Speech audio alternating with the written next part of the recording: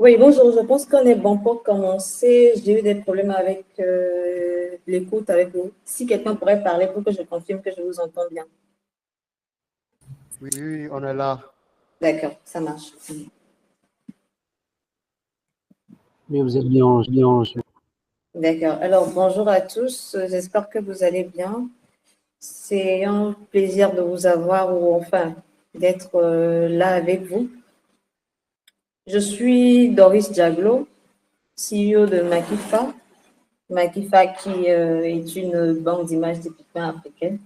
Et donc, ce que nous faisons, c'est que nous proposons aux entreprises des alternatives pour trouver du contenu authentique africain. Voilà, en gros.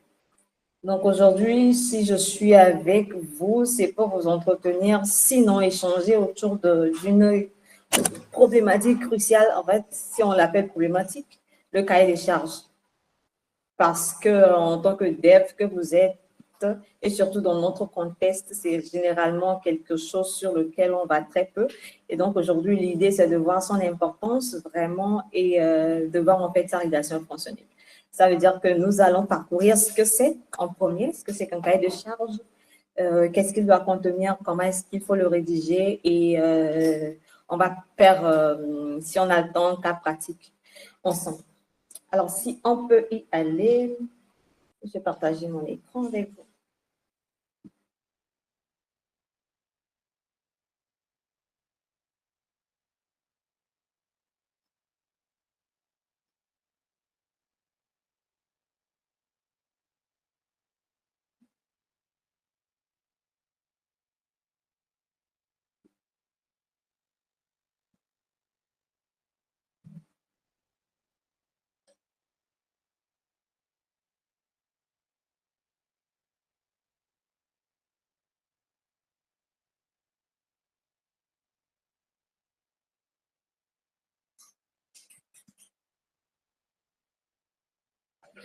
Donnez-moi juste le temps de finir.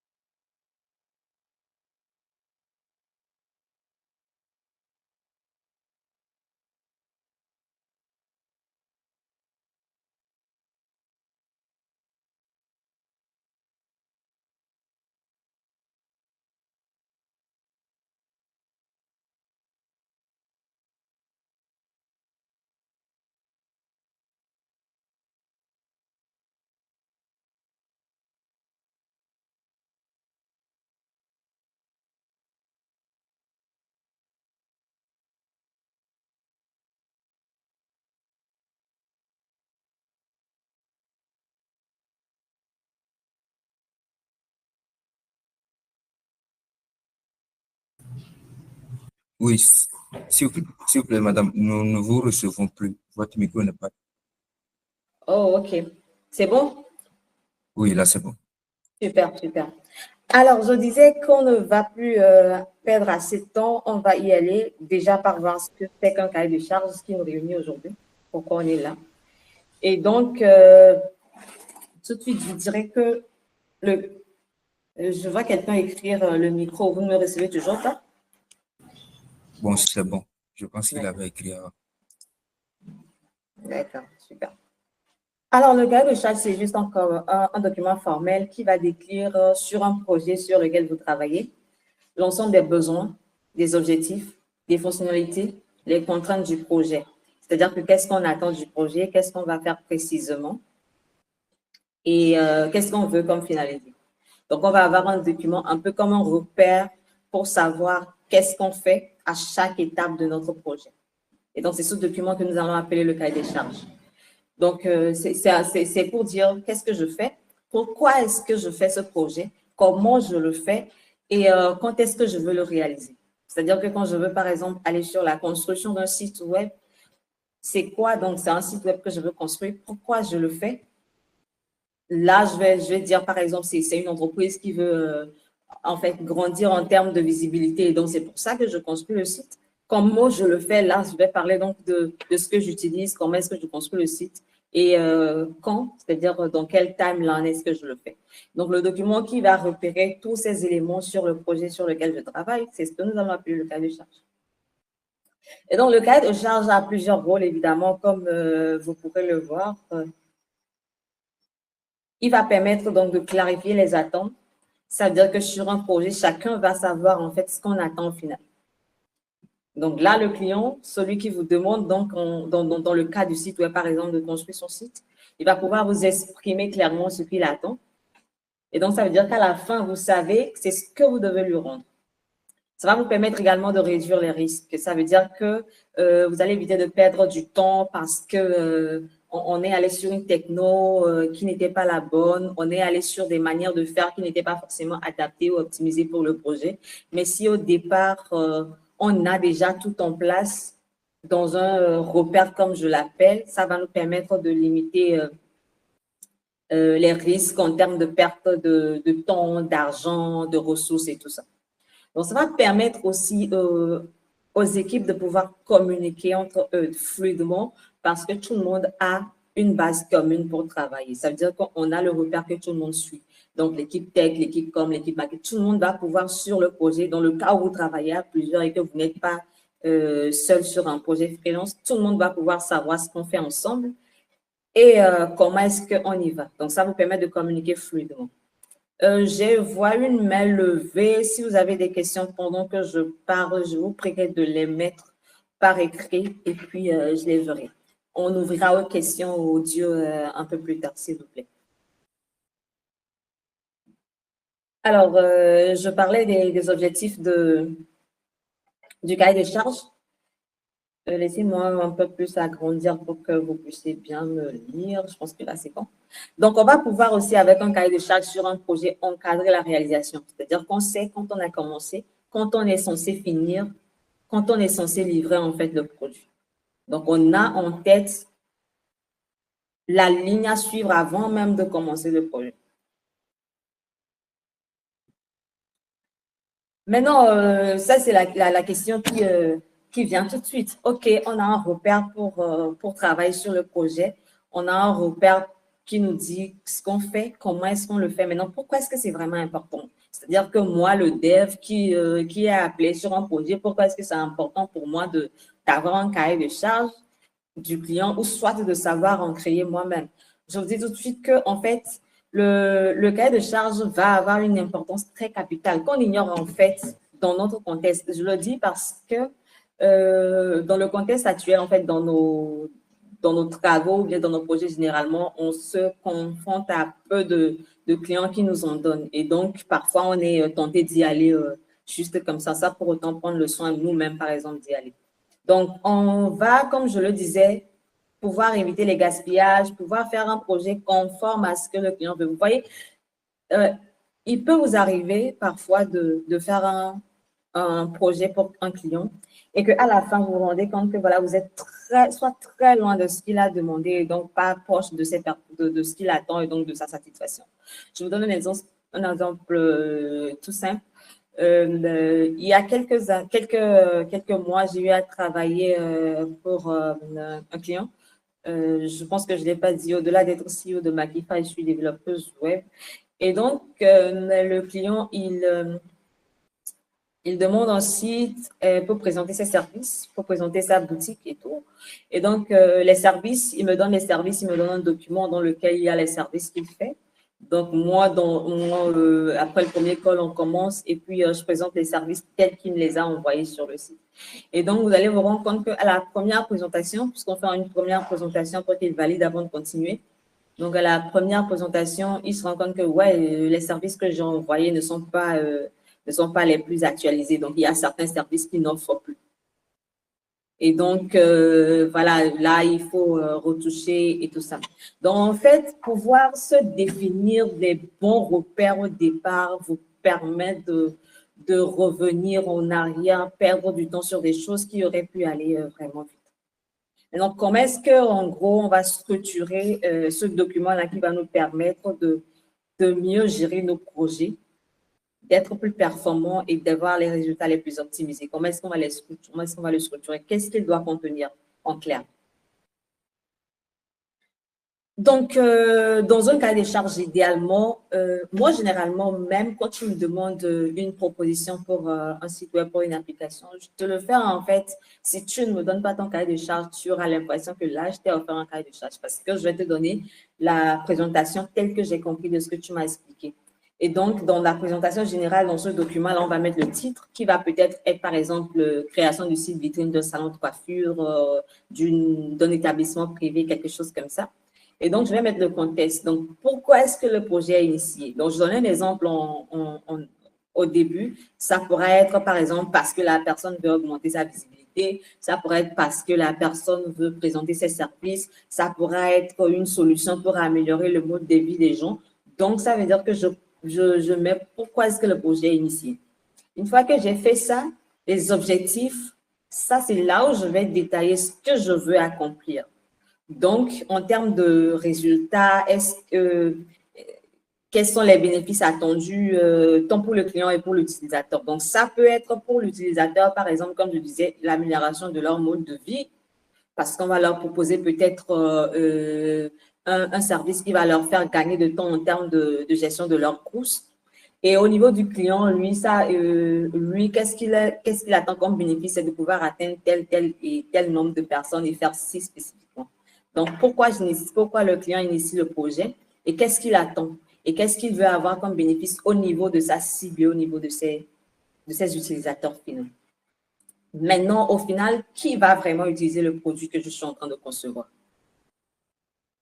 Le produit que je suis en train de concevoir, en fait, tous les produits ne sont pas pour tout le monde. Il y a des produits qui vont être conçus pour spécifiquement une cible donnée. Et donc, c'est ces personnes qui sont le plus enclins à venir vers nous et à venir utiliser ce produit. C'est pour eux qu'on le construit. Donc, si j'arrive à comprendre pour qui je construis mon projet, je sais en fait qu'est-ce que je peux mettre, comment est-ce que je peux le construire. Même dans le choix des couleurs, si je construis un site pour un senior, je n'ai pas utilisé des trucs vraiment, vraiment colorés comme si je construisais un site, par exemple, sur lequel on va vendre des jouets d'enfants. Ça veut dire que comprendre pour qui ou bien à qui est adressé le projet va m'aider même dans le choix des outils que je vais utiliser sur mon projet. Donc, dans la présentation, déjà, on voit le contexte, les objectifs et puis notre public cible qu'on peut appeler ou bien qu'on va également appeler le personnel. Maintenant, après la présentation, on a bien besoin de savoir les besoins.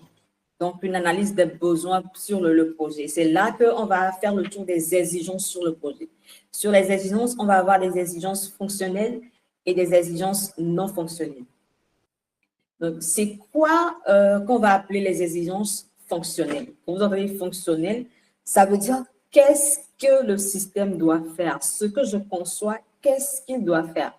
Donc, c'est là que je décris les fonctionnalités que je vais implémenter, les tâches spécifiques que le système doit exécuter. Et donc, ça veut par exemple dire que, comme j'ai mis en exemple, l'utilisateur doit pouvoir créer, modifier son compte. Là, je lui offre la main pour créer son compte. Il doit pouvoir faire une réservation en ligne, par exemple, sur le site. Donc, je lui donne la main pour faire une réservation en ligne sur le site.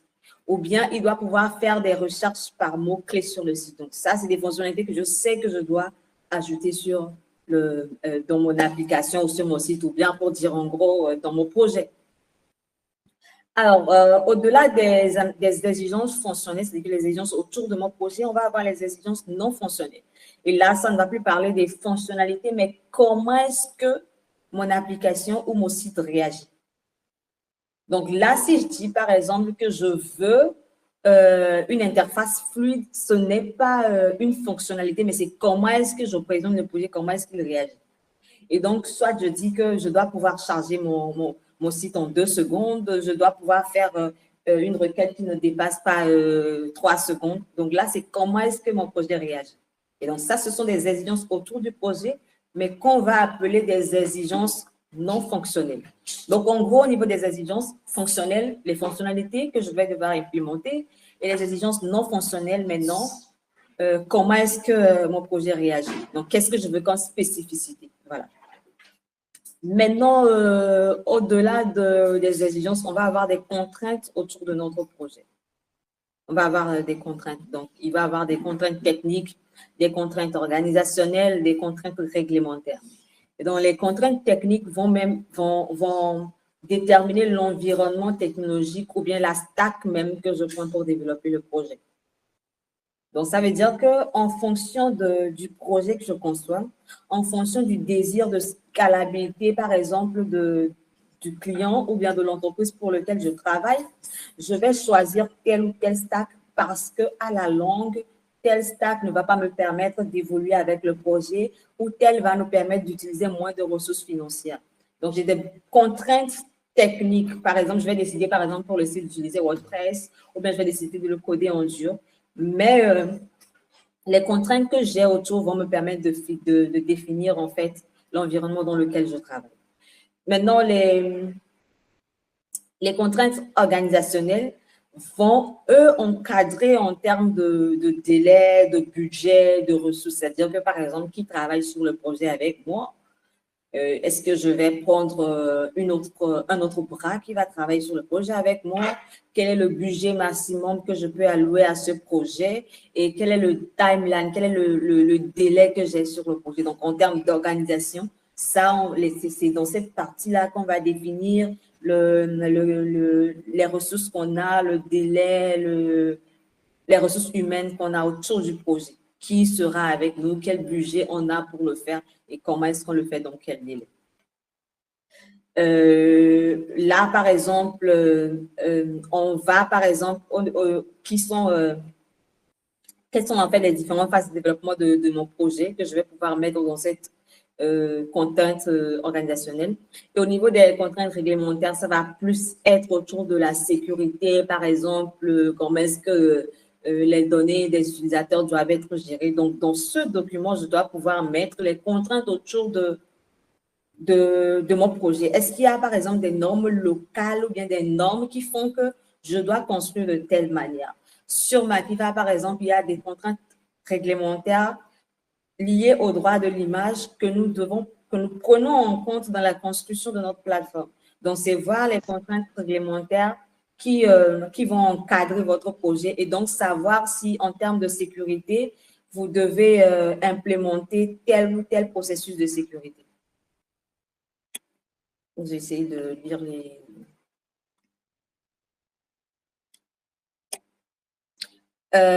Oui, vous aurez le PDF à la fin de la formation. OK. Donc, au-delà des contraintes qui vont nous permettre de cadrer le projet pour ne pas après avoir des problèmes réglementaires parce que telle entreprise nous a attaqué, ou bien tel client nous a attaqué, on va voir les modalités de validation et les processus de suivi. Donc, dans cette partie de mon document, qu'est-ce que je vais mettre? C'est les critères d'acceptation. Ça veut dire que quelles conditions le livrable doit avoir pour que le client le valide. Ça, là, ça va nous remonter au départ parce qu'il a dit, je veux tel spécifiquement. Et donc, c'est à cette condition que je valide ton travail. Maintenant, le suivi, comment est-ce que vous travaillez? Est-ce que vous allez faire des réunions, 2 réunions pendant tout le projet? Est-ce que vous allez faire des réunions hebdomadaires ou bien vous faites juste une réunion à la fin pour présenter le projet? Donc, là, on définit clairement dans le document. Et donc, chaque partie sait que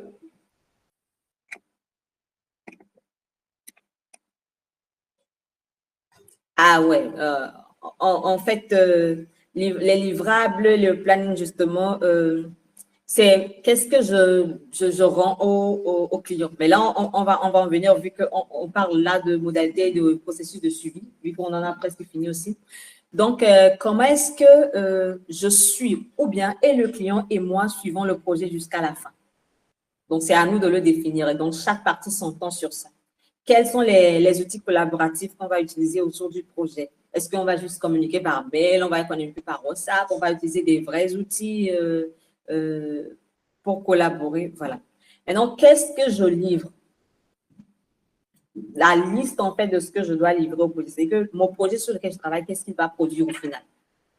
Et comment est-ce que dans quel timeline, comme je dis, je vais le faire? Donc, ça veut dire que je vais décomposer, par exemple, le projet en différents steps. Quand je veux créer une application, ce n'est pas un bloc que je fais comme ça. C'est une subdivision de tâches qui vont m'amener au produit final. Et donc, c'est cette subdivision-là qui doit pouvoir paraître dans cette partie de mon document. Donc, qu'est-ce que je fais en premier? Après, une fois que j'ai travaillé sur le design, qu'est-ce que je fais ensuite? Une fois que j'ai implémenté ceci, qu'est-ce que je fais? En fait, je détaille, je segmente le projet, le gros projet que j'ai pour avoir de petites sphères compréhensibles par toutes les parties. Voilà.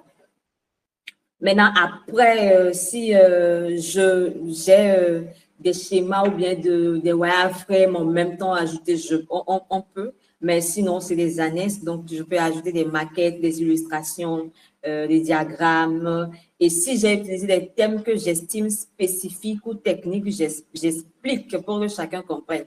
Donc, je ne vais pas dire, par exemple, SAS dans mon document sans m'assurer que tout le monde comprenne. Si j'estime que c'est un terme assez technique que j'explique dans le glossaire pour dire que voilà, quel terme que j'ai utilisé, ça veut dire ceci.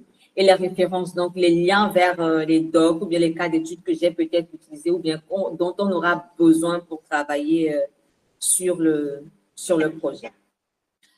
Maintenant, une fois qu'on a parcouru la structure de notre cahier de charge, que je vais vous faire revoir rapidement. Donc, on part de la présentation générale, de l'analyse des besoins, des contraintes, où on va présenter les contraintes techniques, les contraintes organisationnelles et réglementaires. Ensuite, les livrables et le planning. Maintenant, le mode de validation et les processus de suivi. Et maintenant, les annexes où je vais intégrer les glossaires, les maquettes et tout. Une fois ceci dit, qui en fait rédige le cahier de charge?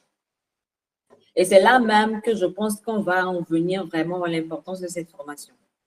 Je vous dis tout de suite que dans le cas idéal, en entreprise, ce sera le chef de projet qui va rédiger le cahier de charge, ou dans le cas où un client vous demande, une entreprise, par exemple, vous appelle sur un projet. Dans le cas idéal, je vous dis, dans le meilleur des cas, c'est cette entreprise-là qui vous fait appel, qui vous donne le cahier de charge. Et donc, parce qu'il comprend en fait ce qu'il veut, ses besoins et c'est ce qu'il veut faire. Donc, c'est lui qui vous donne le cahier de charge qu'il va faire peut-être en collaboration avec ses équipes, le chef de projet en collaboration avec les experts tech de leur équipe qui vont pouvoir exprimer leurs besoins. Et donc, vous, en fonction de ce cahier de charge, vous allez pouvoir cohabiter et collaborer ensemble.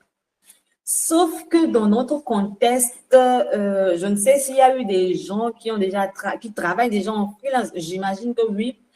Le client va juste venir, en fait, dans nos habitudes ici, il n'y a que ceux qui sont assez formels qui vous en offrent. Et donc, le client va juste venir vous dire, je veux un site pour ma boutique. Parce que pour le reste, entre griffes, il y a peut-être une petite flemme autour. Donc, ça veut dire que il t'explique, voilà ce qu'il veut. Mais comment est-ce que vous travaillez? Comment est-ce que vous collaborez?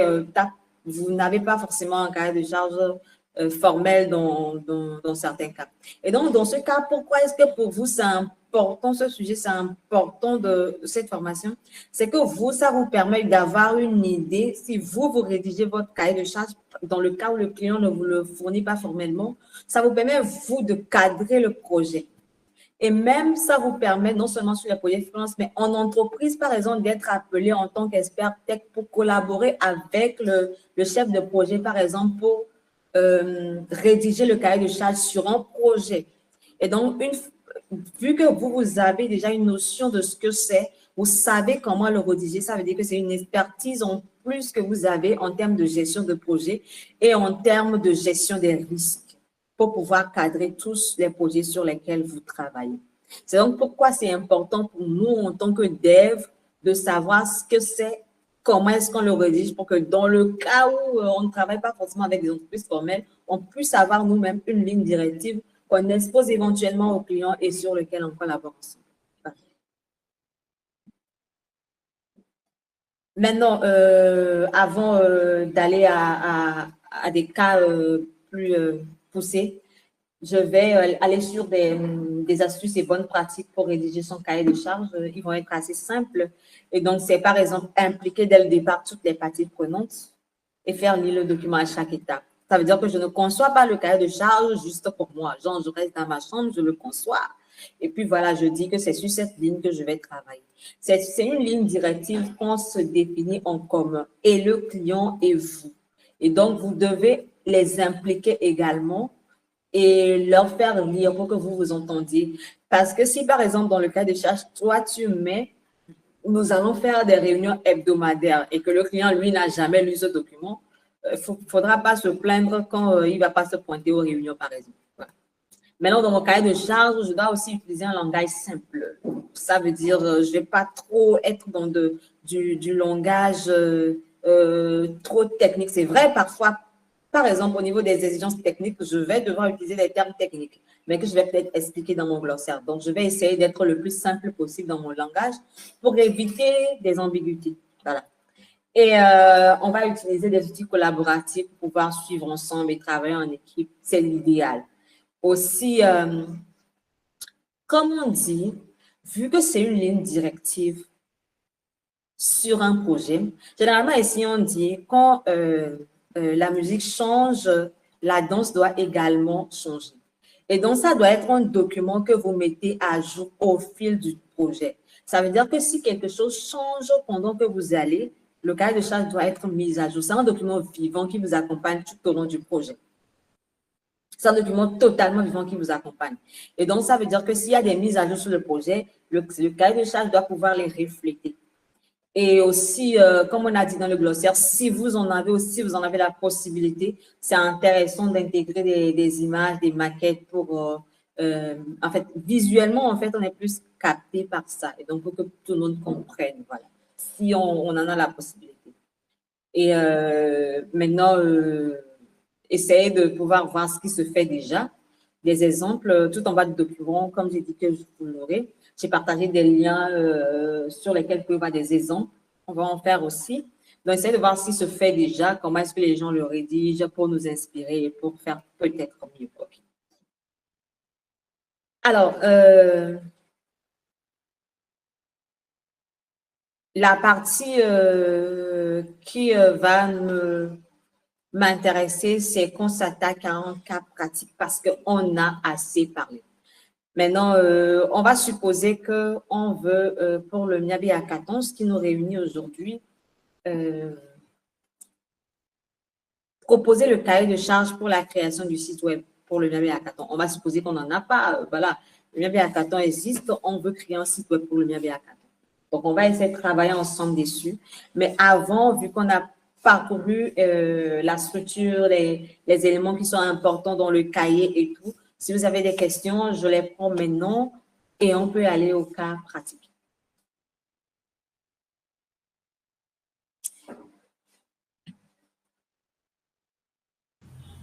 Là, à cette étape, vous pouvez mettre les questions soit par écrit ou soit lever la main pour les poser. On va prendre les questions, y répondre pour qu'on comprenne, qu'on sache qu'on est sur la même longueur d'onde et on va pouvoir travailler ensemble.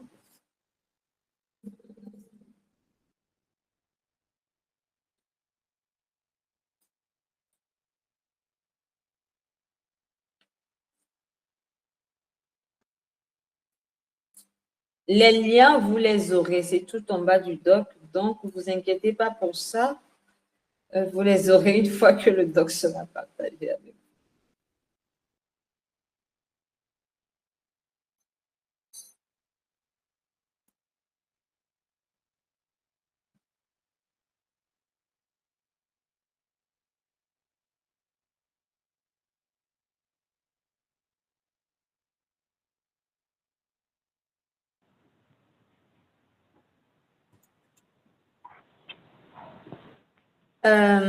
Oui, posez votre question, allez-y.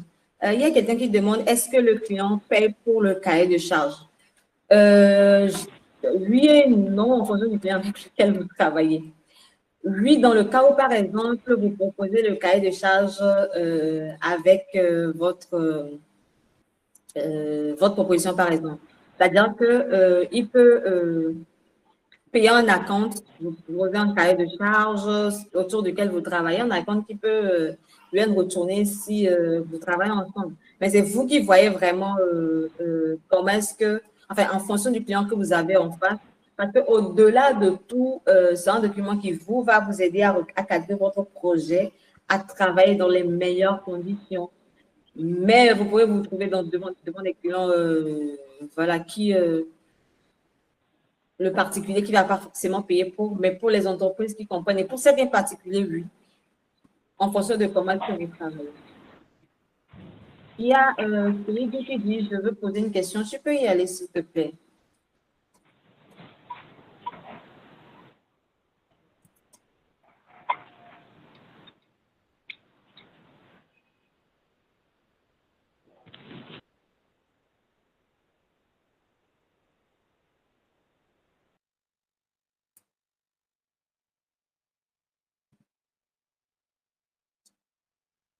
Donc, vous avez dit que le client doit être au courant de toutes les fonctionnalités que vous allez implémenter. Donc, ce serait mieux si le client collabore avec vous à chaque étape pour éviter les problèmes à la livraison.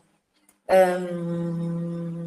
ne sais pas si tu écris encore, mais là, je n'ai pas saisi la question.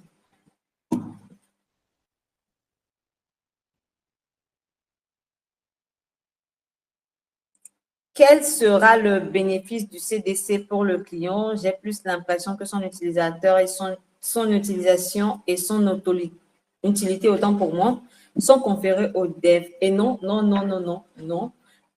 En vrai, c'est plus utile, je vais dire aux deux parties. Je t'explique pourquoi. Comme je te le dis, dans le cas idéal, ou bien en principe, c'est le client même qui doit être le plus impliqué dans ce cahier de charge. Ça veut dire que ça lui permet de savoir ce qu'il va avoir à la fin comme produit final. Pourquoi est-ce qu'on va sur Techno, par exemple, pour son projet? On lui explique, par exemple, comment est-ce qu'on va travailler. Je dois te rendre. En fait, je lui dis que la première réunion de présentation, je te le fais dans une semaine. Ça veut dire que il sait en fait dans quelle atmosphère on travaille. Pour lui, ça permet de suivre ce qui se fait sur son projet. C'est important pour lui parce que ça lui donne une vision claire sur ce qui se fait. C'est surtout très important pour lui qu'il l'est pour le développeur. Pour le développeur, ça va aussi lui permettre de travailler en cohésion avec son client, mais le client va pouvoir suivre à chaque étape comment évolue son projet, comment est-ce que ça se passe, qu'est-ce qu'il doit attendre et quels sont les bénéfices qu'il a à la fin. Donc, c'est vraiment tout aussi important et pour le client que pour le dev que vous êtes. Quelle question j'ai? J'aimerais savoir, le coût de réalisation du projet doit forcément être inclus dans le cahier de charge. Idéalement vous avez le budget. Dans le cas où c'est le client, ça veut dire que il va vous dire j'ai tel budget maximum pour le projet. Maintenant, si c'est vous qui le faites, ça veut dire que vous lui dites voilà, ça va nous coûter telle ressource de travail sur ce projet ou bien de faire. Donc, idéalement, ça permet d'avoir une vue en global sur tout ce que vous allez faire. Bonjour, Madame Diallo. Est-ce que les documents seront seulement fournis dans le chat actuel ou pourra être mis à disposition des autres qui n'ont pas pu suivre le meeting? Je pense que je laisserai cette réponse à Monsieur Daniel pour répondre. Il répondra après. Ça dépendra de comment est-ce qu'ils organisent ça. Mais en tout cas, je leur transmettrai le document. D'accord? Maintenant, dans un cas où les contraintes retardent en fait le délai des livrables, comment en tant que développeur je peux remédier à cela pour s'entendre avec le client? Ça veut dire que dans le cahier de charge, vous avez dit que vous prenez au total 1 mois pour le projet. Donc, vous prenez une semaine pour cette partie, une semaine pour cette partie et une semaine pour cette partie. Et en fait, il se fait que les contraintes, peut-être techniques, oui, S'il vous plaît. oui, oui. Monsieur Adama Rachid, vous pouvez arrêter le partage de votre écran. OK. Je pense que c'est une erreur qu'il a fait. Mhm.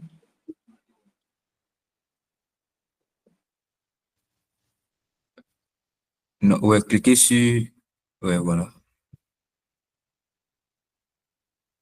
Oui, arrêtez.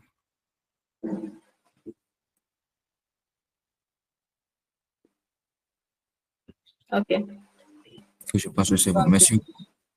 D'accord. Donc, on va continuer avec les questions.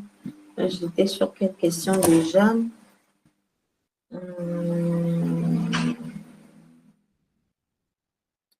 Je pense qu'on était au niveau du cas où les délais,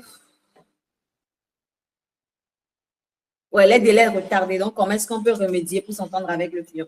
C'est pour ça que je disais à l'entame que le cahier de charge doit être vivant.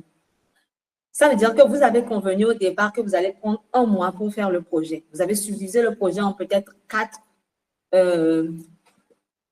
petites tâches à faire et de une semaine, peut-être chacune d'une semaine, 2 semaines et une semaine. Il y a des contraintes qui font qu'après, celle qui doit prendre 2 semaines, vous êtes en train de voir que ça va prendre peut-être 3 semaines. C'est là aussi l'importance de la communication, parce que vous avez défini, par exemple, au départ, que vous allez communiquer de telle manière. Donc, dans le cahier de charge, vous avez peut-être dit que dans le cas où il y a des extrapolations, vous revenez dessus pour discuter de telle manière. Donc, ça fait que dans le cas de l'extrapolation, par exemple, vous êtes à même de pouvoir dire au client, en raison de telle et telle contrainte, le projet, en fait, la phase de 2 semaines va peut-être prendre 2 semaines et 2 jours parce qu'on doit implémenter ceci ou bien parce que tel ou tel n'a pas marché. Puisque vous avez implémenté des processus de communication au départ, c'est plus facile pour vous de discuter et de voir en fait si ça si ce n'est pas coûteux au client, par exemple, le délai, même si dans le cas où c'est coûteux pour lui, la manière dont vous y allez avec, la manière dont vous en discutez avec elle fait que vous trouvez rapidement un terrain d'entente.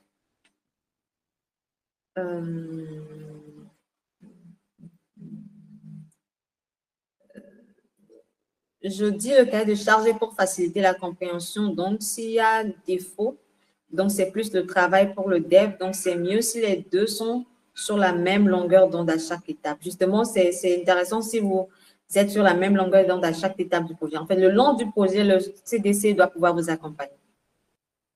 Dans le cadre de Miabe Hackathon, comment serait réalisé le CDC? On va en venir. On va en venir. En groupe ou par membre du groupe. Deuxième question, le CDC doit-il comporter les stacks et le jargon ou seulement ébauche du projet? Par exemple, sur un projet, dans le cas de Miabe Hackathon, c'est un exemple qu'on va faire interactif tout de suite. Donc, pour chaque étape du CDC, on va y aller. Ça va faire un peu comme un cours de classe, mais on va y aller. Maintenant, est-ce qu'il doit comporter des stacks? Je vais revenir plus en haut sur les contraintes techniques. Au niveau des contraintes techniques, par exemple, laissez-moi revenir ici. J'ai dit que nous allons, dès cette étape-là, définir l'environnement dans lequel nous travaillons. Et donc, ça veut dire que là même, on a déjà fait le choix de notre stack en fonction de cette partie. En fonction de l'analyse des besoins qu'on a faite, on a une idée du choix idéal de la stack qu'on va utiliser pour le projet. Donc, ça veut dire qu'à cette étape, moi, je peux dire au client, si c'est moi, parce que là, on est dans le cas où c'est nous qui construisons le CDC, je peux lui dire, je vais utiliser tel techno pour faire ceci. Je vais stocker les données ici. Je vais utiliser ceci pour la sécurité. Je vais faire ci et ci. En fonction de ce que j'ai compris, parce qu'en gros, je lui ai fait une analyse des besoins. Comment est-ce que j'ai compris ses besoins, ses exigences fonctionnelles et ses exigences non fonctionnelles. Donc, ça a déterminé une ligne pour la stack. Donc là, dans cette partie, j'explique juste pourquoi le choix de tel stack spécifique. Pourquoi c'est plus adapté et optimal pour son projet. Maintenant,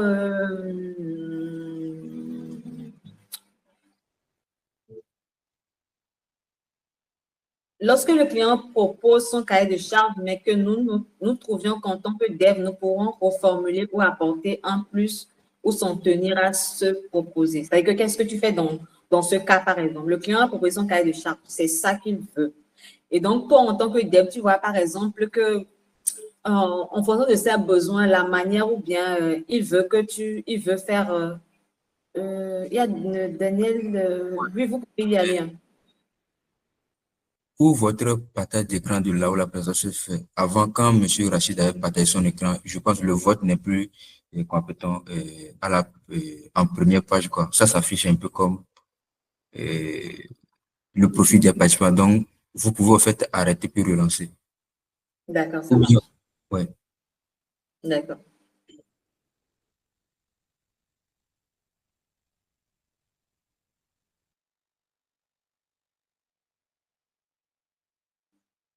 C'est bon? Oui, là, c'est bon. D'accord, merci. Alors, je répondais à une question. Je pense lorsque le client propose son cahier de charge, mais que moi, je pense en tant que dev qu'il y a des choses qui peuvent améliorer. C'est pour ça que, en fait, quand on est dev, généralement, on peut très vite se cloiser dans des compétences techniques, mais c'est important de développer des compétences douces également. Ça veut dire que je sais comment collaborer, discuter avec mon client.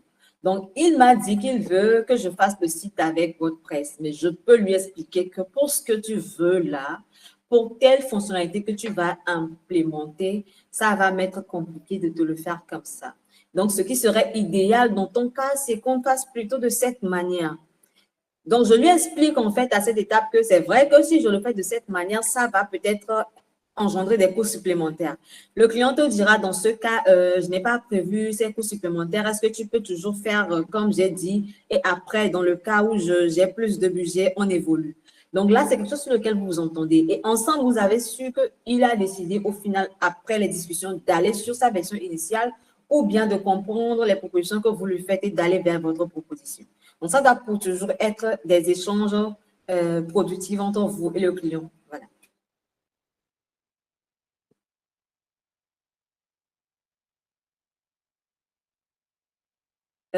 Si le cas de charge doit inclure la facture.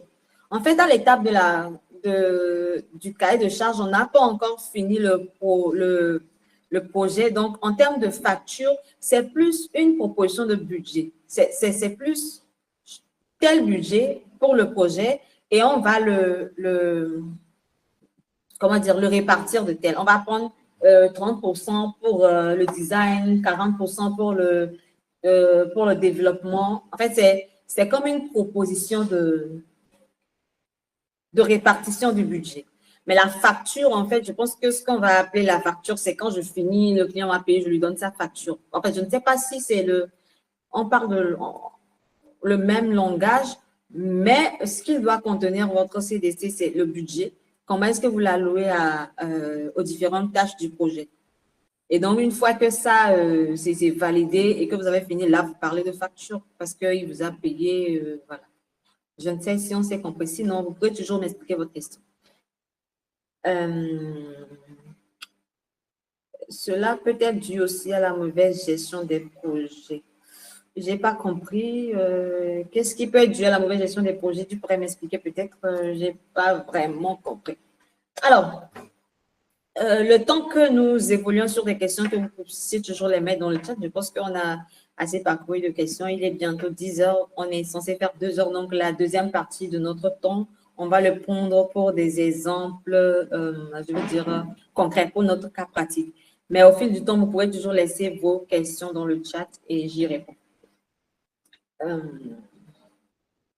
Laissez-moi revenir au cas pratique.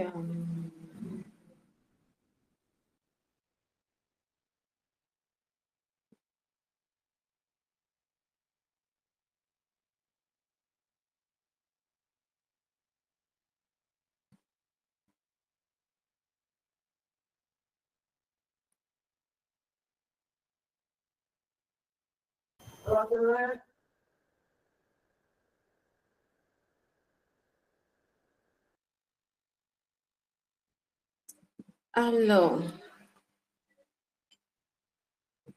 notre cas pratique est le suivant. Vu qu'on est réunis pour la même cause, on va y aller dessus sans nous distraire. Donc, on veut créer, vous allez vous dire qu'aujourd'hui, on n'a pas de site pour le Miabe Hackathon. Donc, on veut créer un site web pour le Miabe Hackathon. Donc, nous créons le cahier de charge pour ce site. ceci en tête, bon, je vais le mettre dans le chat pour que vous voyez peut-être, et on va revenir au squelette du cahier de charge pour qu'à chaque partie, on voit ce que peut contenir le cahier de charge dans ce cas. Donc, laissez-moi vous.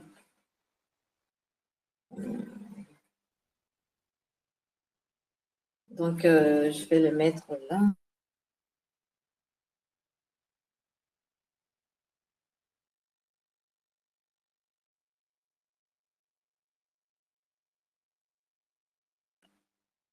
Donc, cahier de charge, site web.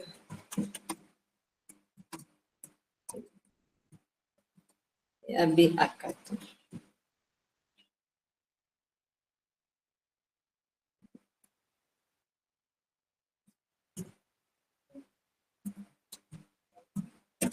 Voilà. Donc, je vais revenir au squelette pour que nous puissions suivre ensemble. Donc, c'est ça. Je vous explique comment est-ce que je veux que cette partie se passe.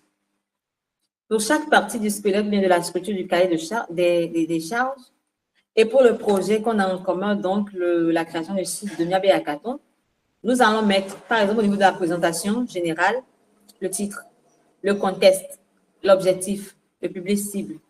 Et à chaque partie, je veux que cette partie soit impérative pour m'assurer qu'on s'est suivi et qu'on a compris. Ça veut dire que soit vous êtes en mesure de produire un cahier de charge demain, soit vous êtes en mesure de refaire cette formation demain à d'autres étudiants ou à d'autres collaborateurs. OK. Ceci dit, pour le cahier de charge, par exemple, peut-on définir toutes les exigences? Pour le cahier de charge, par exemple, du Miabe Hackathon, ouais, vous allez m'en donner si vous avez les exigences fonctionnelles. Mais pour le moment, on est au niveau de la présentation générale. D'accord? Donc, le titre, simplement, on est d'accord que le titre, moi-même, je vais y aller avec vous et puis je vous laisserai la main pour le reste. Le titre, on est d'accord que ça va être création du site web. C'est ce qu'on veut faire. Donc, création du site web pour le Miabe Hackathon, par exemple. Maintenant, au niveau du contexte, pourquoi le projet est initié? Qui peut juste me dire pourquoi on aurait besoin de créer un site pour le Miabe Hackathon? Je vous écoute. Ça peut être par écrit, ça peut être on lève la main, on vous donne la parole et puis vous y allez. Mais il faut qu'on puisse y aller rapidement. Pourquoi est-ce qu'on aurait besoin de créer un site pour le Miabe Hackathon? Oui, vous pouvez y aller. Prudence. Je pense que ce serait pour tenir les gens informés des séances, des informations, des jours et des mythes aussi. Très bien. Donc, pourquoi est-ce qu'on peut initier ce projet? Prudence a dit ça peut être pour mieux partager les informations, tenir les gens informés de tout ce qui se fait. OK?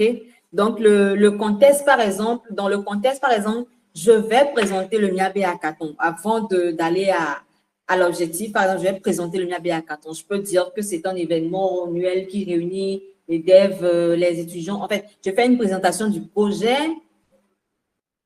Et en fait, je dis, on veut, par exemple, attirer un public varié, augmenter la notoriété de l'événement. On veut pouvoir mieux partager les informations. Donc, pour ça, on initie la création du site. Kadia, oui, tu peux y aller. Oui, pour renforcer, je vais être… Je disais aussi que pour créer un site pour Miabe Hackathon, ça contribue aussi à la crédibilité de l'entreprise, en fait. Super. Parfois, Super. oui.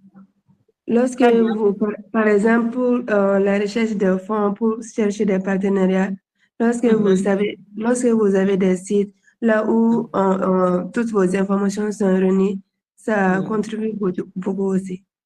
Très bien, merci beaucoup. Donc, pour renforcer l'image et inspirer confiance, pour renforcer la présence en ligne afin d'attendre plus de personnes dans le monde pour plus de visibilité. Vous avez tous raison et je ne peux que vous dire bravo pour ça. Ça veut dire que pour notre cahier de charge, la présentation qu'on a faite du Miabe Hackathon, voilà, présenter la vision, les objectifs, les activités réalisées précédemment et en vue de Réalisation, super, super. Donc, pour notre site, par exemple, on initie la création pour présenter la vision, les objectifs, ce qu'on a déjà fait, ce qu'on veut faire. Très bien.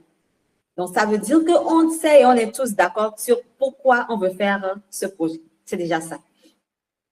Maintenant qu'on a vu pourquoi est-ce que nous avons initié le projet, quels sont les objectifs? Les objectifs, c'est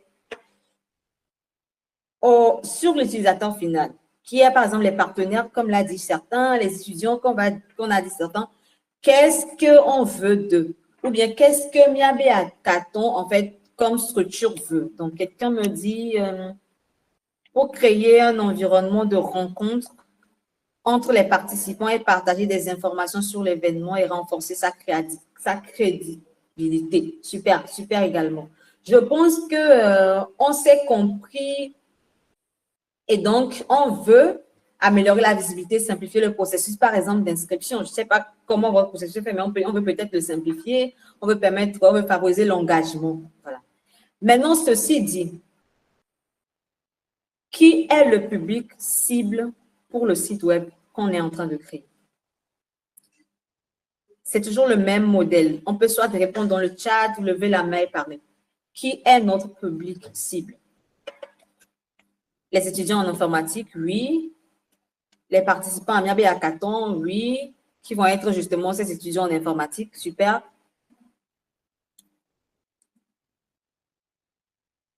Les étudiants dev, voilà. Les potentiels participants. Très bien.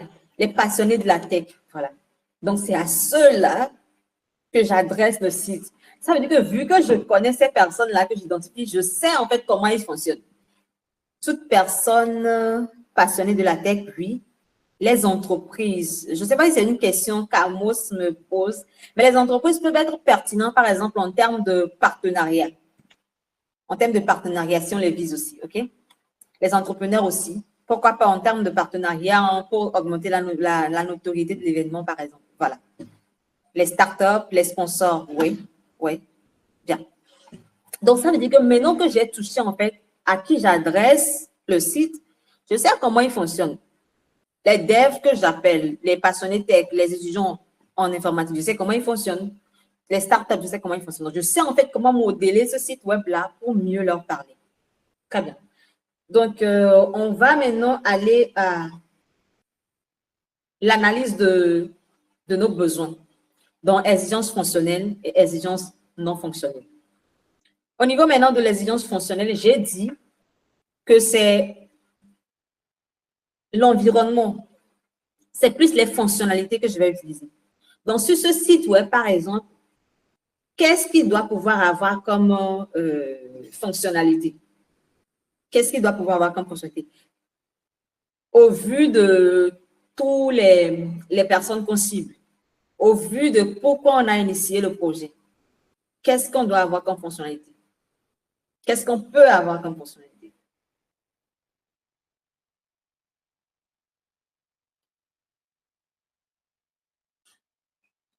Ou peut-être, je parle de fonctionnalité, je peux juste vous demander, qu'est-ce qu'on peut avoir sur le site? Qu'est-ce qu'on peut avoir sur le site? À quoi est-ce qu'on peut avoir accès sur le site? Au vu de tout ce qu'on s'est dit déjà. Vous êtes toujours les bienvenus pour répondre.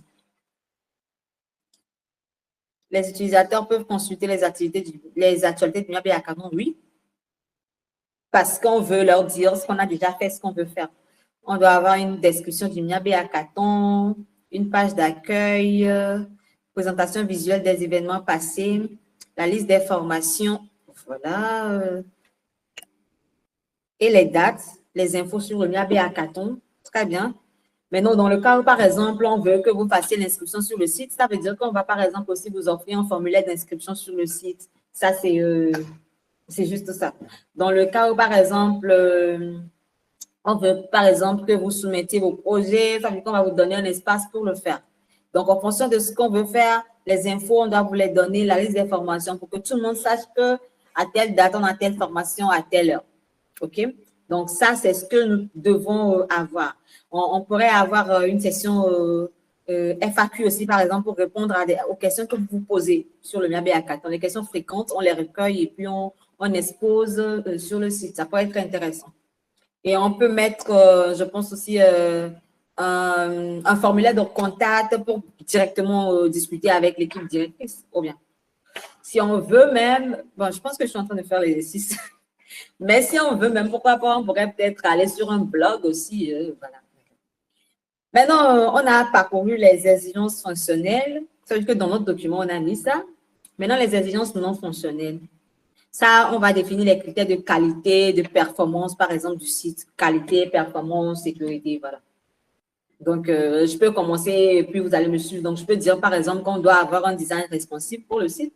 Donc, ça, c'est non fonctionnel parce que c'est comment est-ce que le site est. Donc, on doit, par exemple, avoir un design responsive. Donc, après, listez-moi les autres exigences non fonctionnelles qu'on peut avoir, par exemple. Peut-être en termes de sécurité ou en termes de performance ou même en termes d'accessibilité. Voilà. Je vous écoute toujours.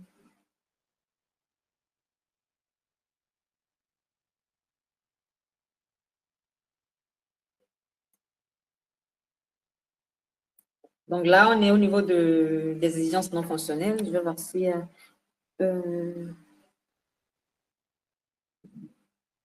responsivité, réactivité. Deux boutons dans le header, inscription et connexion. Là, ça va plus au niveau des fonctionnels. Capacité à recevoir un grand nombre de visiteurs, enfin d'utilisateurs. Un site fiable. Fiable, là, ça veut dire que tu parles en termes de sécurité. Et donc, là, par exemple, quand tu vas mettre, par exemple,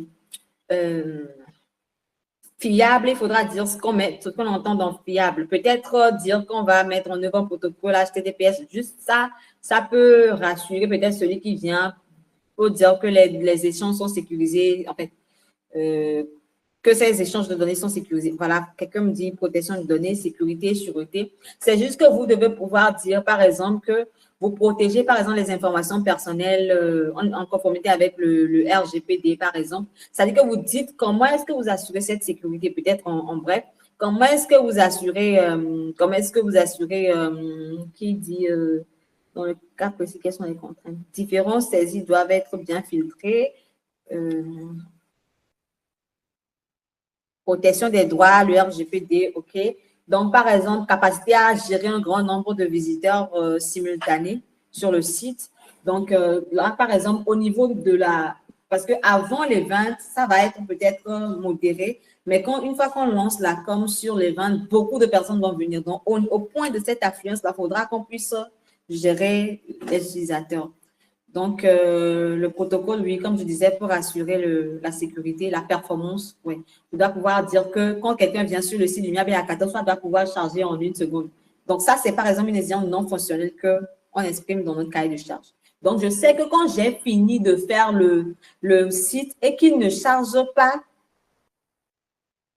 bon, soit on a dit inférieur à 3 secondes au départ. Donc, quand j'ai fini, par exemple, et que le site ne charge pas en 3 secondes, je sais que je n'ai pas respecté les exigences qu'on s'est donné au début. Soit c'est parce que ce n'est pas faisable, je donne des exemples, soit ce n'est pas faisable et j'explique qu'en vrai, ce n'est pas faisable, ou parce que j'ai manqué quelque part et que je dois améliorer. Donc, c'est pour ça que je dis que ça vous donne une ligne directive à chaque étape du projet. Voilà. Donc, je pense que sur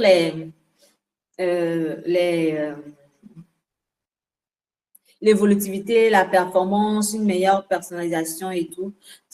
Très bien, toutes ces réponses. Maintenant, il faudra que vous compreniez juste que dans le cahier de charge, dans le cas où vous le rédigez, si vous dites, par exemple, juste évolutivité au client, il ne saura pas ce que c'est. Et donc, à vous, Deb, de mettre ce que vous mettez dans évolutivité. Dans performance, de lui dire que là, je suis en train de dire que le site va charger en moins de 3 secondes. Donc, c'est ça que j'appelle performance, par exemple.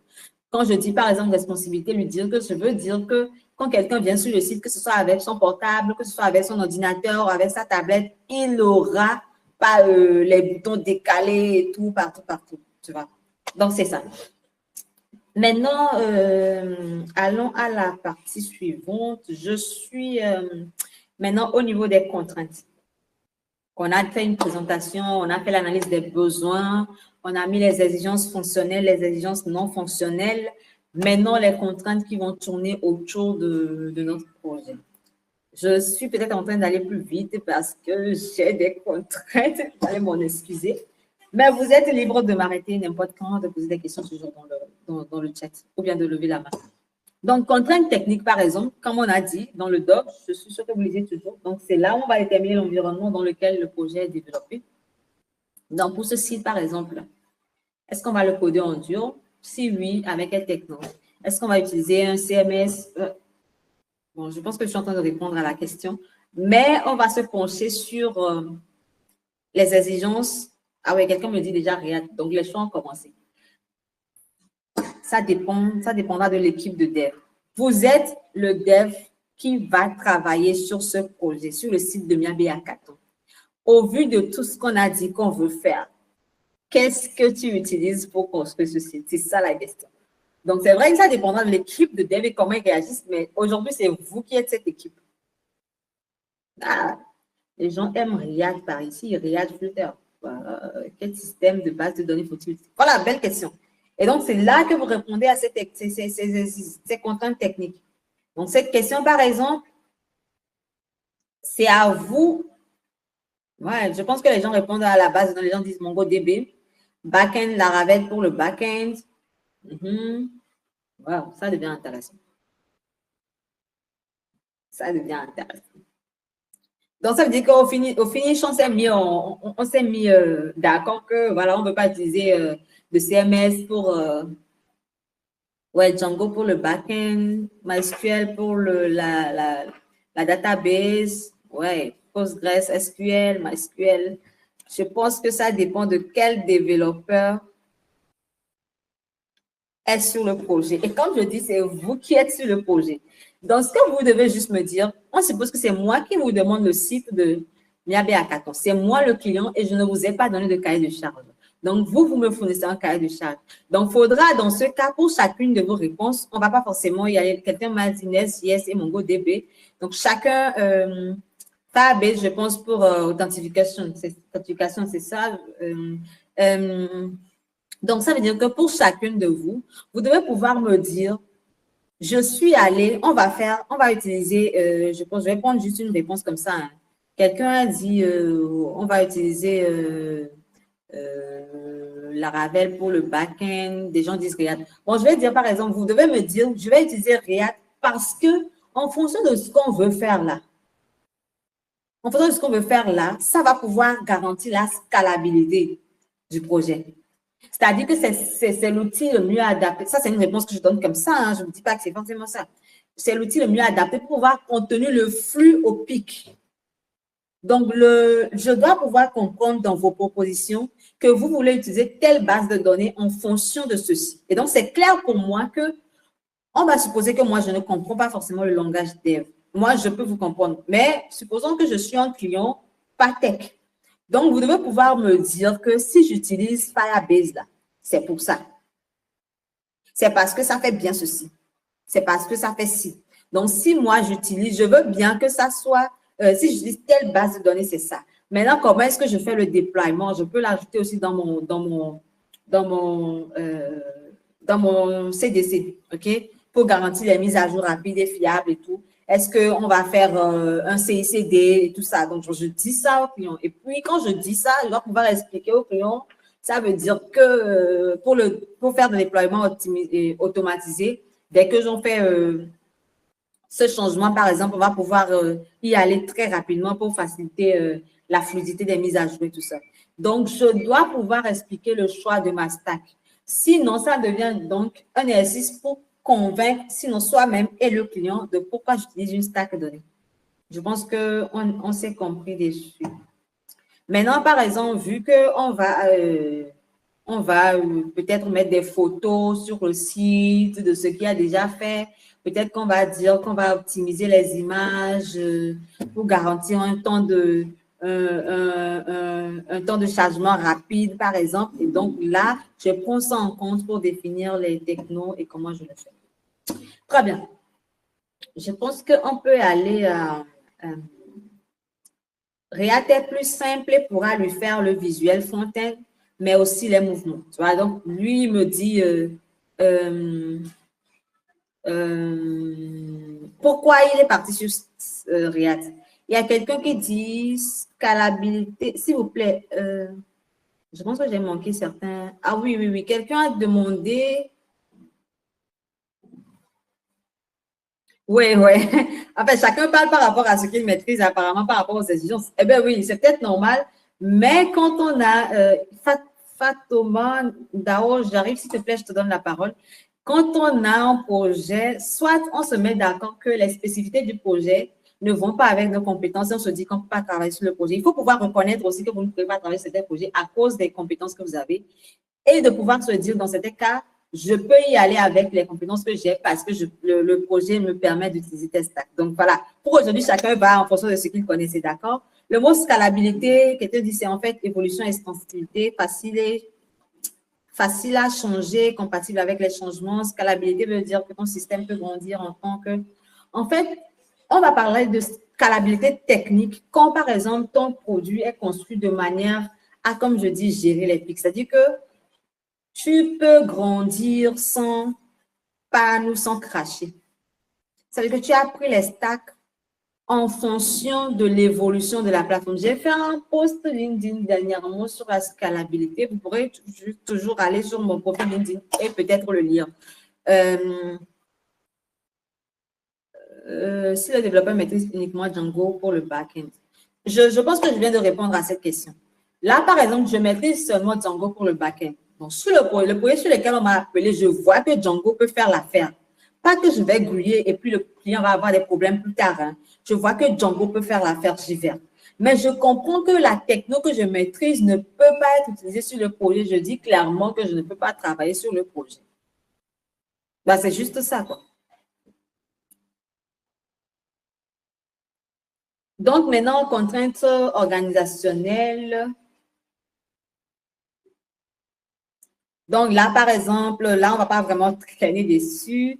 Là, on va mettre le déroulement du projet, les détails du budget. Donc, ça, je vais pas vous demander, bon, je vais peut-être vous demander quel budget avec quel budget vous pensez faire le site du MIAB à Hackathon, les moyens humains, ça veut dire est-ce que vous pensez, par exemple, que seul vous allez le faire ou vous allez prendre deux autres devs, peut-être prendre un dev front-end parce que vous êtes plus back-end et que vous voulez vous joindre. Est-ce que vous allez prendre un DevOps? Je ne sais pas l'emploi que vous donnez au projet, mais c'est au niveau du capital humain, qu'est-ce que vous comptez? Est-ce que vous voulez tout gérer seul? Est-ce que vous allez prendre d'autres devs avec vous? Est-ce que vous allez prendre d'autres compétences avec vous? Ça, voilà. Maintenant, en termes de délai, dans combien de temps vous allez construire ce site? Est-ce que ça va vous prendre une journée? Est-ce que ça va vous prendre une semaine, un mois, 2 mois? Maintenant, pourquoi 2 mois? Parce que je vais faire ci dans 2 semaines. Après, je vais développer ceci dans 2 semaines. Ou bien ça dans 1 mois.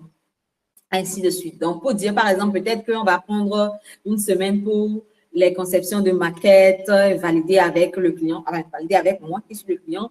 Peut-être développement des fonctionnalités et intégration, ça va peut-être, on va dire, 2 semaines. Et puis, on va faire les tests peut-être en 1 semaine, faire les tests et ajuster. Et on va déployer, aller en ligne, peut-être dans la dernière semaine. Donc, peut-être qu'on va dire, on va prendre 1 mois et demi. Ça, je donne un exemple pour vous, pour ne pas qu'on traîne encore dans les chats pour répondre à ça. Maintenant, on peut se dire un budget de… Chacun donnera le budget que je ne vais pas vous mettre en budget. Et moi, je peux vous dire, j'ai tel budget. Chacun donnera le budget qu'il faut pour couvrir le développement, l'hébergement, la maintenance du site et tout. Maintenant, équipe de projet, est-ce que moi, dans mon équipe, je veux idéalement un chef de projet sur ces projets? Je veux un autre dev, je veux un designer pour me faire une maquette de fou, je veux un responsable.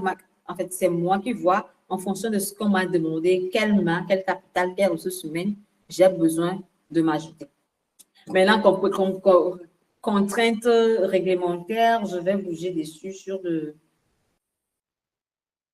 le document. Donc, ça, j'ai dit que c'est l'ensemble des normes légales autour du projet. Et donc, là, par exemple, c'est si on collecte des informations, il faudra, par exemple, dire au client, c'est important de le dire à quoi servent les données qu'on collecte sur lui. Donc, protection des données. Comment est-ce qu'on stocke les données? Comment est-ce qu'on traite les informations personnelles des utilisateurs ou des visiteurs de nos sites? OK? Maintenant, est-ce que, par exemple, sur mon site, les personnes en situation de handicap vont pouvoir utiliser ça? C'est des contraintes réglementaires. OK, si on peut y aller. Maintenant, au niveau des transactions, si par exemple, bon, je suppose que sur le site du Mia Hackathon, on ne va pas faire des transactions. Mais dans le cas où on a fait, comment on gère ça? Donc, c'est ça qui va tourner autour de, c'est dans les, comment dire, les contraintes réglementaires que je vais mettre ces différents aspects. Voilà. Maintenant, livrable et planning. Là où on fait la liste des livrables, jalons et dates clés. Donc, dites-moi, je suis venue vous demander le site du Mia Hackathon. On va y aller très rapidement. On a très peu de temps.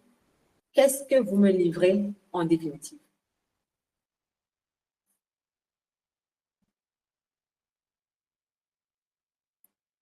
En 1-2 minutes, on peut y aller.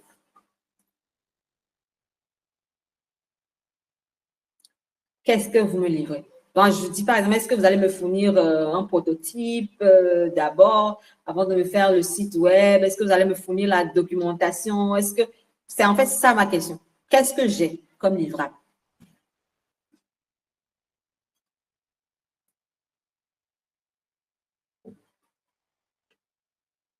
On y va, on y va. Là, on est en train de s'entraîner à faire un vrai CDC. Et donc, si on maîtrise comment répondre à chaque step, ça nous est avantageux pour nos projets futurs. On y va.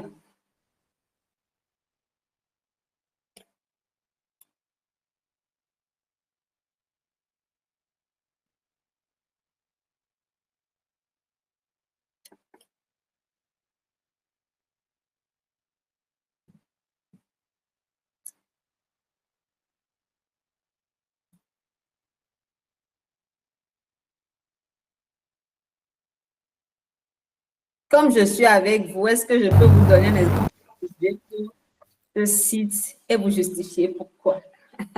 OK, je vais répondre à cette question après. Un site web fonctionnel, d'accord. Une maquette visuelle parce qu'une image vaut 1000 mots. Ah ouais. Un cahier de charge et la maquette. Le cahier de charge et la maquette. Le cahier de charge n'est pas explicitement ce que tu me livres. Moi, j'ai demandé un site web. Si tu ne me livres que la maquette, on n'a pas fini, je pense. D'abord, un prototype, puis un aperçu, un prototype Figma. Maintenant, le prototype Figma ne doit pas, d'abord, tu as mis d'abord, c'est bon. Ça ne doit pas juste être le seul livrable que j'ai. Je veux le site en final. Donc, le prototype est si possible une interaction avec le site fonctionnel en vidéo, une maquette, voilà. Ça, c'est les premiers livrables, OK?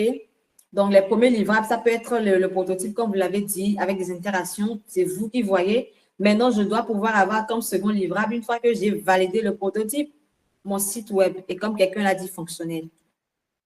Voilà, faire une vidéo pour faire voir comment le site réagit sur chaque fonctionnalité. OK. Maintenant, une maquette, d'accord. Et puis, on pourra aller maintenant.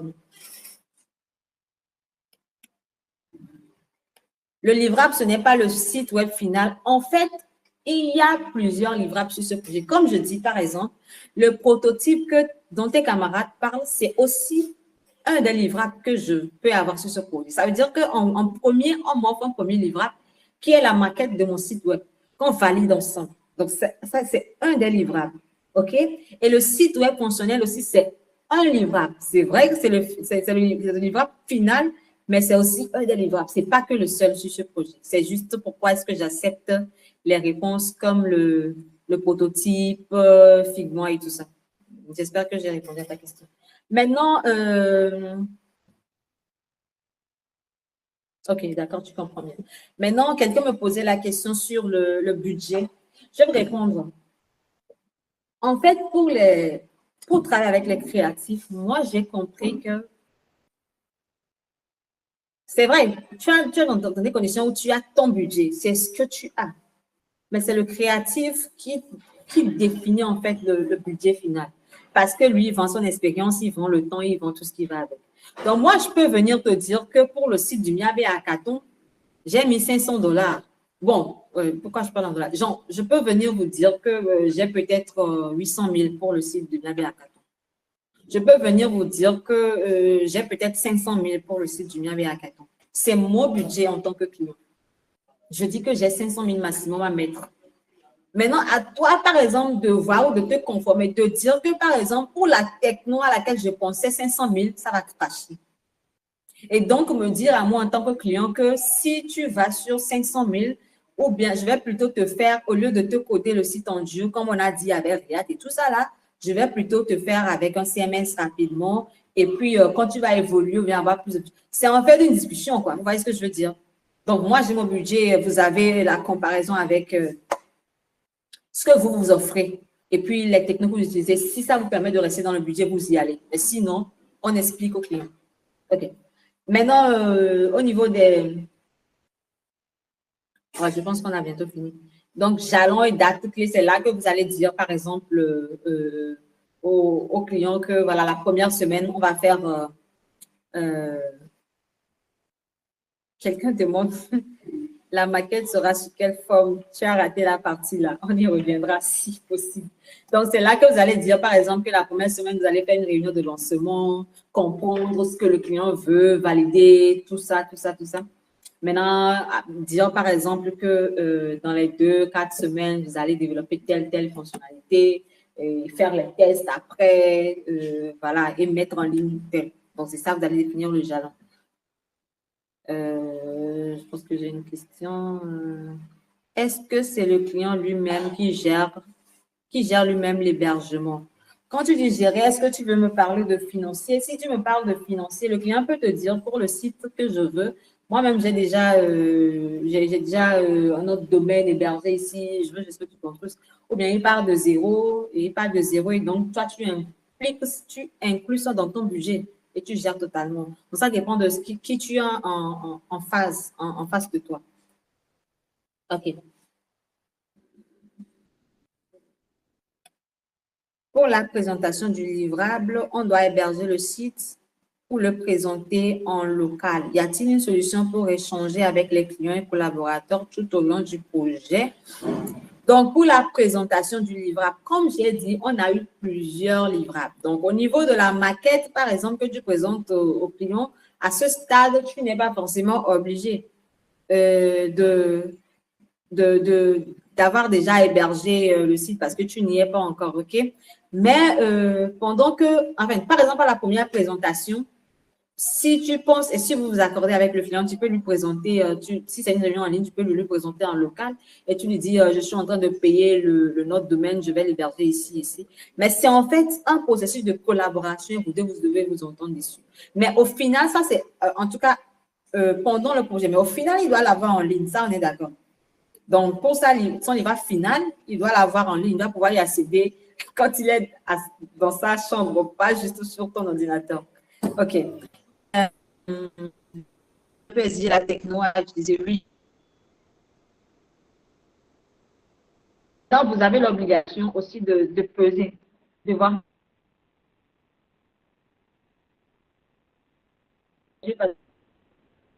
Parce que ce n'est pas la techno adaptée à ce qu'il veut faire. Tu lui expliques quand même. Donc, vous avez l'obligation de peser, de voir si c'est la bonne, vous y allez parce que c'est ce qu'il veut. Mais si ce n'est pas optimisé, vous lui expliquez. Voilà. Et si je n'ai pas de budget pour l'hébergement? Comme j'ai dit, vous avez un budget, le client met un budget pour la création de son site. Donc, dans ce budget-là, il doit avoir le budget pour l'hébergement. Ce n'est pas à toi de ta poche de faire son hébergement, on est d'accord? Ce n'est pas à toi de le faire.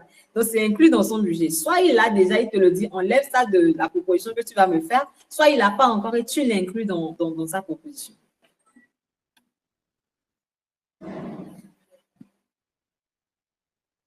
Y a-t-il un doc pour les tarifs de développement logiciel où on acquiert les connaissances avec l'expérience? Pour te répondre, il n'y a pas de doc pour les tarifs de développement logiciel. En fait. Donc, je ne te dirais pas que va sur ce site, tu vas trouver les tarifs parce que tout le monde ne va pas se vendre au même prix. Donc, aujourd'hui, on peut se dire, je vais faire, par exemple, un site je vais donner un exemple banal, un prix pas possible. Je vais faire un site à 25 000 francs. Maintenant, demain, une fois que j'ai acquis cette expérience-là, je me dis, attends, je peux plus, parce qu'avant, j'acceptais d'apprendre et de ne pas y gagner. Maintenant, une fois que j'ai évolué, de dire que voilà, je fais au prix raisonnable et donc ce n'est plus à 25 000 que je t'ai fait hier. Donc, c'est en fait avec le temps et l'expérience que, en fait, vous augmentez la valeur que vous ajoutez au client et plus cette valeur augmente, plus il est à même de payer un prix qui va avec cette valeur que vous lui apportez. Oui, vous aurez le document. Je pense que le document... Ah ouais, quelqu'un demandait s'il y a une solution pour échanger avec les clients tout au long du projet. S'il y a une solution, en fait, des outils, tu veux dire, je pense que je l'avais dit, vous pouvez par exemple décider dans le cahier de charge de dire que vous allez communiquer par mail tout le long du projet. Ça veut dire qu'à chaque step, vous écrivez des mails ou bien vous lui dites que vous allez communiquer par mail et par WhatsApp. Mais pour des projets plus poussés, que ce n'est pas juste un particulier, vous pouvez définir par exemple Asana comme outil de gestion et là où il voit par exemple tes tâches, ce que tu as fait, ce que tu es en train de faire, ce que tu as fini. Il suit l'évolution de manière, excusez-moi, il suit l'évolution du projet jusqu'à la fin. Donc, c'est vous qui voyez en fonction de la maturité du projet, en fonction du client en face, les outils les plus adaptés pour collaborer ou discuter avec lui. Je suis en retard. Est-ce que je peux avoir le PDF, s'il vous plaît? Tu auras le PDF, mais tâche de ne pas être en retard les prochaines fois.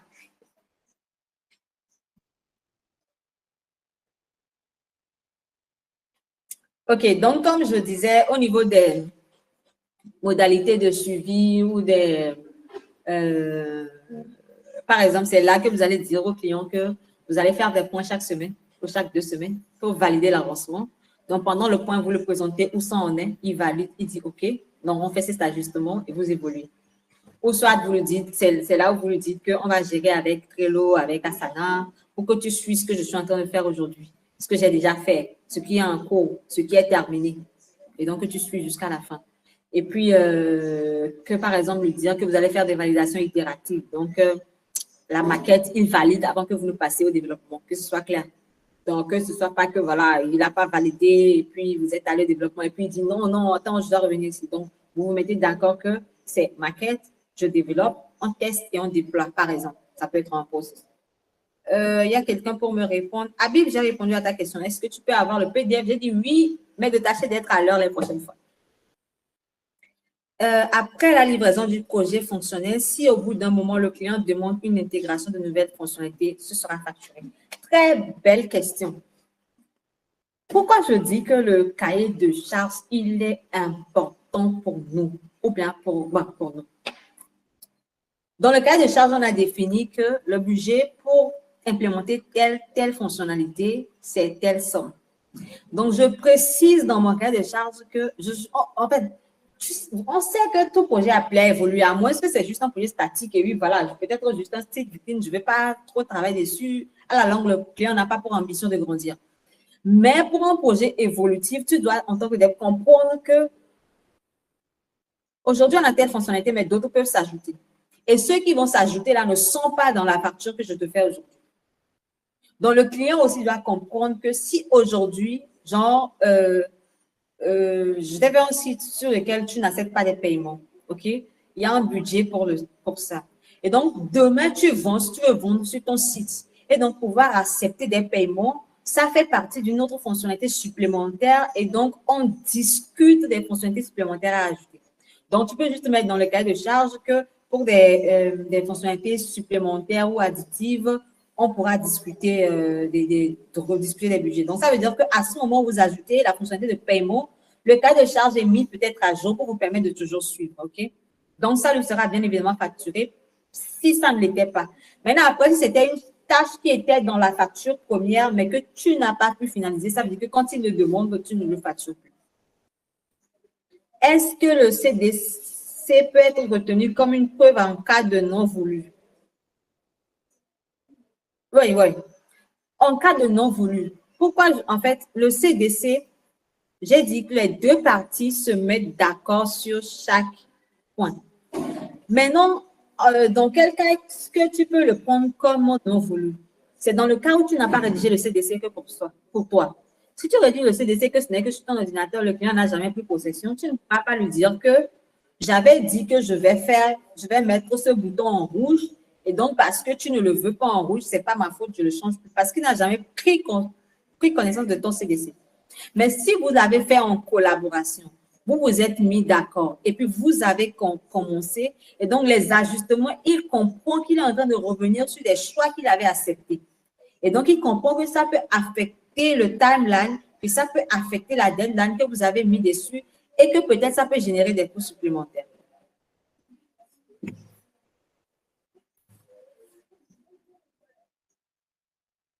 Pour vous, quelles sont les technologies efficaces à utiliser pour élaborer? Ah non, pour élaborer un cas de charge, vous n'avez pas besoin de techno d'enfer. Vous pouvez faire un cas de charge en PDF que vous envoyez au client. Genre un Word en PDF que vous envoyez à votre client. Maintenant, si vous voulez le rendre visuellement beau, ça, c'est vous qui voyez. Vous le faites dans Figma, c'est vous qui voyez quoi. Vous le faites dans Figma, vous voulez ajouter des images pour que ce soit plus interactif, des diagrammes et tout.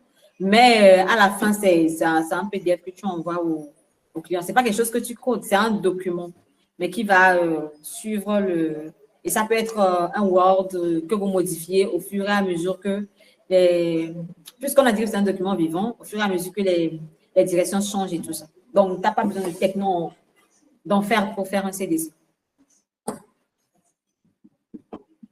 Est-ce qu'il y a d'autres questions?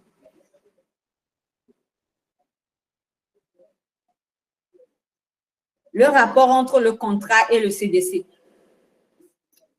Le contrat va définir, par exemple, sur quelle base vous travaillez, comment dire, avec ton collaborateur.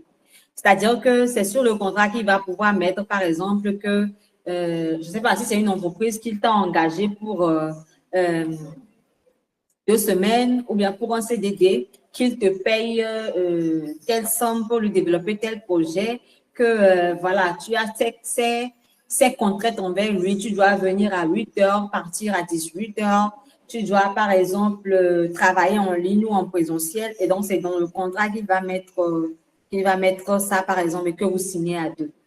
OK?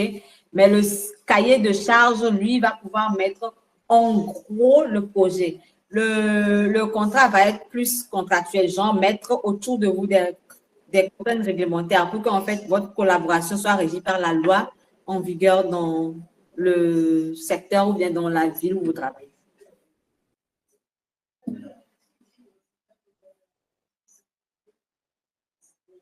Est-ce que le CDC doit forcément respecter la structure selon l'ordre dans lequel vous l'avez présenté? Idéalement, je ne dirais pas forcément, mais idéalement, vous commencez toujours par la présentation du projet. C'est-à-dire que je commence par présenter le projet, pourquoi c'est initié et tout. Maintenant, si après, je veux parler des contraintes avant de parler des exigences, OK, tant mieux pour moi, d'accord? Maintenant, si je veux même ajouter des choses, tant mieux. Vous allez voir beaucoup de... En fait, j'ai fait ce cours en tenant compte de qui vous êtes en tant que dev, donc de ce qui pourra être intéressant à mettre dans un CDC que vous allez faire parce que j'imagine que ça ne va pas être pour construire un bâtiment. Donc, en fonction de ce que vous allez faire le plus souvent, donc créer des applications, des sites, j'ai fait le cours et bien la structure en fonction de cela. Donc, c'est vous qui voyez quelle information est pertinente pour vous à mettre avant l'un ou l'autre.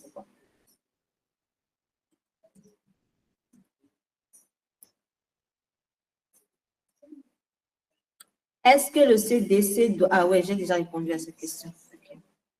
S'il y a d'autres questions, je prends, mais...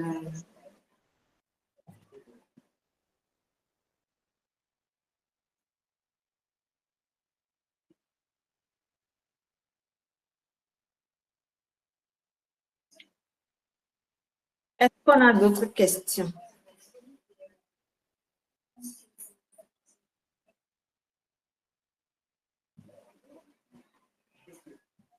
Oui, Rodrigue.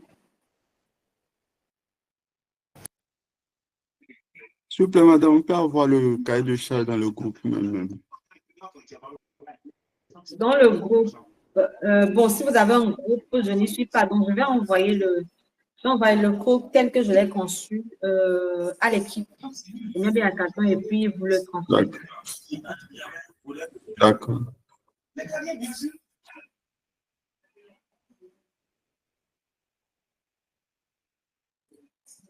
Est-ce qu'on a d'autres questions? Je pense que si on n'a pas d'autres questions, on a parcouru l'essentiel de ce qu'on était censé faire. On a vu ce que c'est le cahier de charge, pourquoi c'est important pour nous, pourquoi est-ce qu'on fait une formation pour les devs, pour le cahier de charge, pourquoi c'est important pour vous. Et comment est-ce que on fait sa rédaction fonctionnelle. Et on a fait un cas pratique, on s'est essayé avec le cas du Miabe Hackathon. Je pense que vous pourrez vous pencher dessus vous-même à la maison, essayez de le faire. Je serai toujours disponible, vous pouvez, je vais vous mettre comment... Bon, dans le document, comme j'ai dit, à la fin, vous avez des liens pour voir des exemples de CDC en ligne. Mais sinon, sur LinkedIn, vous me trouverez avec Doris Diaglo. Vous pouvez m'envoyer des CDC que vous avez fait. On va essayer de valider ensemble, si vous. Moussa a levé la main. Tu peux y aller. Oui, bonjour. Bonjour. Bon, si je comprends bien, les étapes pour le cahier de charge, là, c'est d'abord donner un titre au projet, ensuite faire une petite explication, donner les exigences fonctionnelles, ensuite les exigences non fonctionnelles et ensuite les outils. Est-ce que j'ai sauté quelque chose? Tu peux reprendre, s'il te plaît. J'étais en train de lire une question. Vas-y, s'il te plaît. Je dis, si je comprends bien, les différentes étapes pour le cahier de charge, c'est d'abord trouver le titre du projet, ensuite faire une petite explication du projet, ensuite donner les exigences fonctionnelles, les exigences non fonctionnelles, et enfin trouver les outils à utiliser, les différents frameworks et puis outils collaboratifs. Est-ce que j'ai sauté quelque chose ou bien c'est bon? Ouais, je dirais que tu as donné la plupart des éléments, sauf qu'il y a certains qui manquent. Donc, par exemple, au niveau des exigences, tu vas donner les exigences fonctionnelles, non fonctionnelles, tu l'as dit. Mais au niveau des contraintes, par exemple, les contraintes techniques où tu vas parler des frameworks, comme tu as dit. Il y a aussi les contraintes organisationnelles où on va parler de comment tu structures le projet. Donc, on a parlé de qui le fait avec toi, pendant combien de temps vous le faites, comment est-ce que vous le faites et tout. Voir un peu. Et Oui. des contraintes très réglementaires, par exemple, c'est là qu'on va parler de sécurité, de comment est-ce que vous gérez tout. Maintenant, comment est-ce que vous discutez tout le long du projet avec le client en face? Comment est-ce que vous suivez l'évolution du projet? Tu vois, donc c'est là que vous allez parler de l'outil collaboratif, lequel vous choisissez d'utiliser et tout. Donc, en vrai, tu as parcouru la plupart, sauf que pour être complet, il va devoir ajouter ces quelques éléments que je viens d'ajouter. D'accord. Il y a, je t'en prie.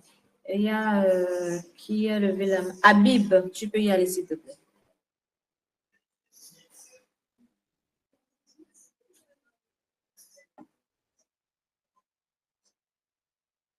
Je pense qu'il y avait une main levée. Il y a une question dans le chat. Est-ce que il y a un projet pour lequel j'ai fait un CDC et qui m'a beaucoup passionné? Passionné, je ne sais pas. Comme j'ai dit, je fais presque la plupart du temps, quand je dois travailler sur un projet, même moi, quand tu me demandes de te faire une proposition, ma proposition, elle est comme un CDC. Tu as tout. Genre, je ne vais pas juste te dire, je vais te faire le site à tel prix, mais je t'envoie tout un doc qui va être en fait comme un CDC, tu comprends. Comment j'ai compris le projet, les technos que je veux utiliser, le deadline et maintenant même la proposition commerciale. Donc, j'en ai fait plein, même sur Makifa. Mais je ne sais pas si je dois avoir particulièrement un qui m'est passionné. Je ne sais pas. Très honnêtement, je ne sais pas.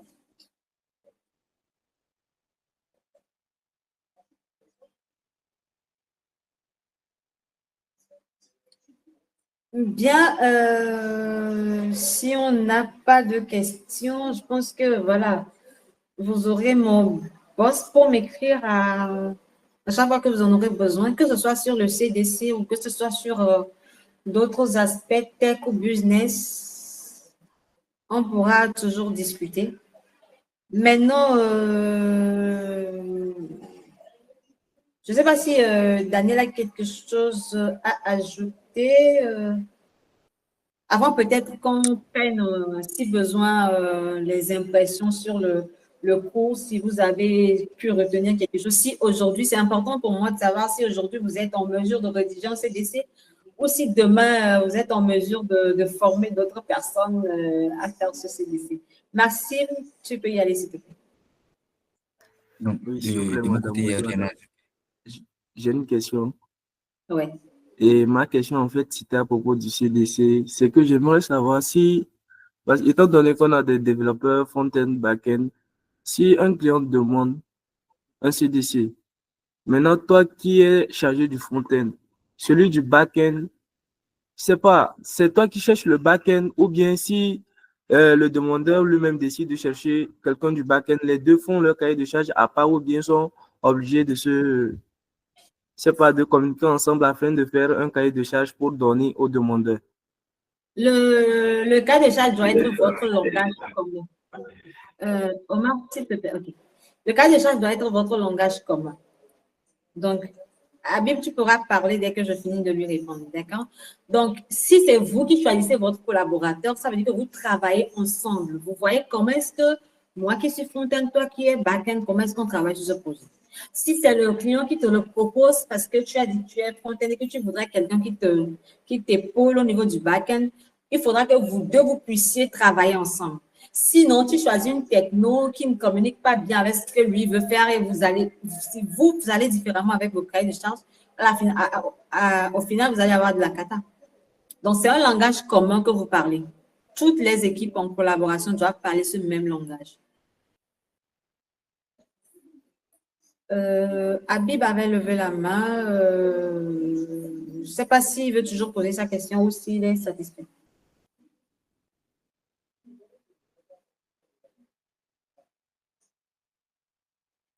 Bon, je pense que soit il a trouvé la réponse à sa question, soit il n'a plus de question. Est-ce qu'on peut avoir... Maxime, tu veux toujours parler, vas-y.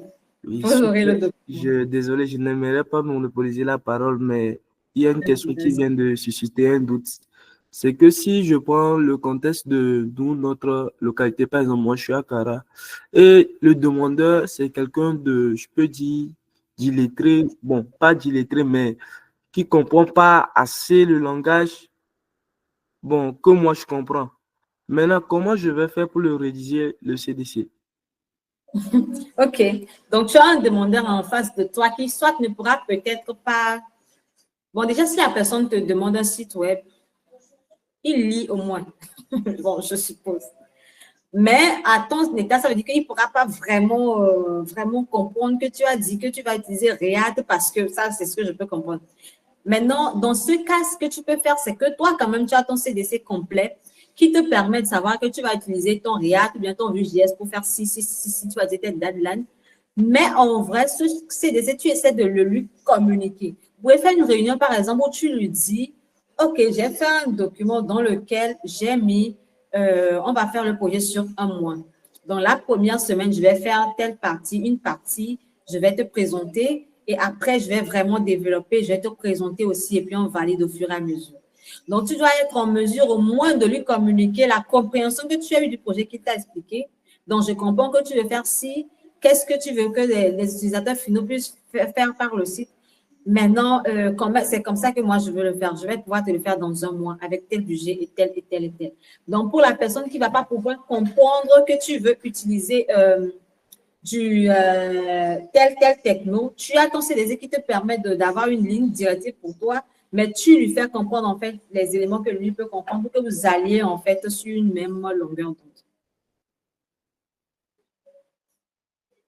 Quelqu'un dit qu'il pense que tu dois être très pédagogique et lui faciliter la compréhension. Il faut effectivement lui faciliter la compréhension. Mais pas forcément. S'il ne peut pas forcément comprendre pourquoi tu utilises rien, tu pourras juste me dire que je vais le faire de cette manière parce que après, je pense que c'est vrai qu'aujourd'hui, tu ne veux pas faire des paiements, par exemple, sur un site, mais je pense que quand ton business va évoluer, tu pourras faire des paiements. Donc, je vais te proposer quelque chose qui te permet d'évoluer avec ton business. Il comprend que ouais, tu réfléchis au futur de ce qu'il veut faire et puis voilà. On n'a plus que 10 minutes. Donc, s'il y a des questions encore, c'est le moment. Ou sinon, voilà.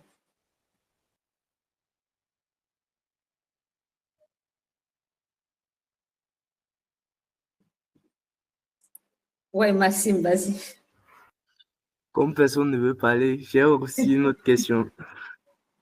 En fait, comme à propos de mon sujet, à propos de ma dernière question, étant donné que lui, bon, c'est un demandeur qui n'est pas interactif avec le web et tout, mais étant donné qu'il a vu ses autres collègues le faire, lui aussi, il aimerait le faire. Maintenant, est-ce que à la fin de mon travail, il faut que je l'apprenne à utiliser le produit que je l'ai fait?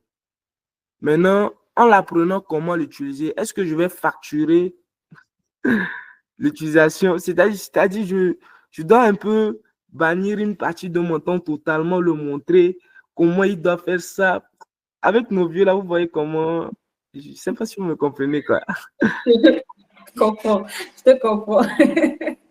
En fait, je vais te dire, quand tu as de ce type de client en face, c'est moi quand je fais une proposition, en fait, j'essaie d'être le plus global possible. Je sais qu'à la fin, que tu comprennes ce que je veux te faire ou pas, je sais qu'à la fin, je vais te faire une formation. Genre, quand je dis formation, c'est que je te montre, je te présente le site, je te dis comment est-ce que, par exemple, tu accèdes à ton tableau de bord, comment est-ce que tu gères toi seul. Maintenant, si j'ai un client en face de moi qui ne peut ou ne veut pas faire ce travail, ça veut dire qu'il me le cède totalement. Et donc, parce que moi, je suis tout le temps, je suis en continu sur le site, je lui explique que pour voir, par exemple, qui est venu sur le site, tu peux voir ici. Pour voir, par exemple, qui a envoyé un mail, tu peux aller ici. Mais il te dit, ah, tu ne peux pas faire ça pour moi. Tu lui dis, à toi de le dire, je peux faire ça pour toi, évidemment, sauf que ça va rentrer dans une facture de maintenance ou bien d'accompagnement du site. Ou soit tu inclus la formation initiale dans le projet.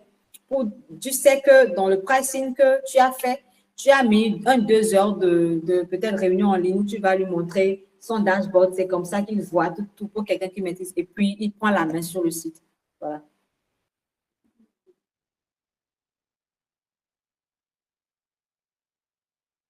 Merci.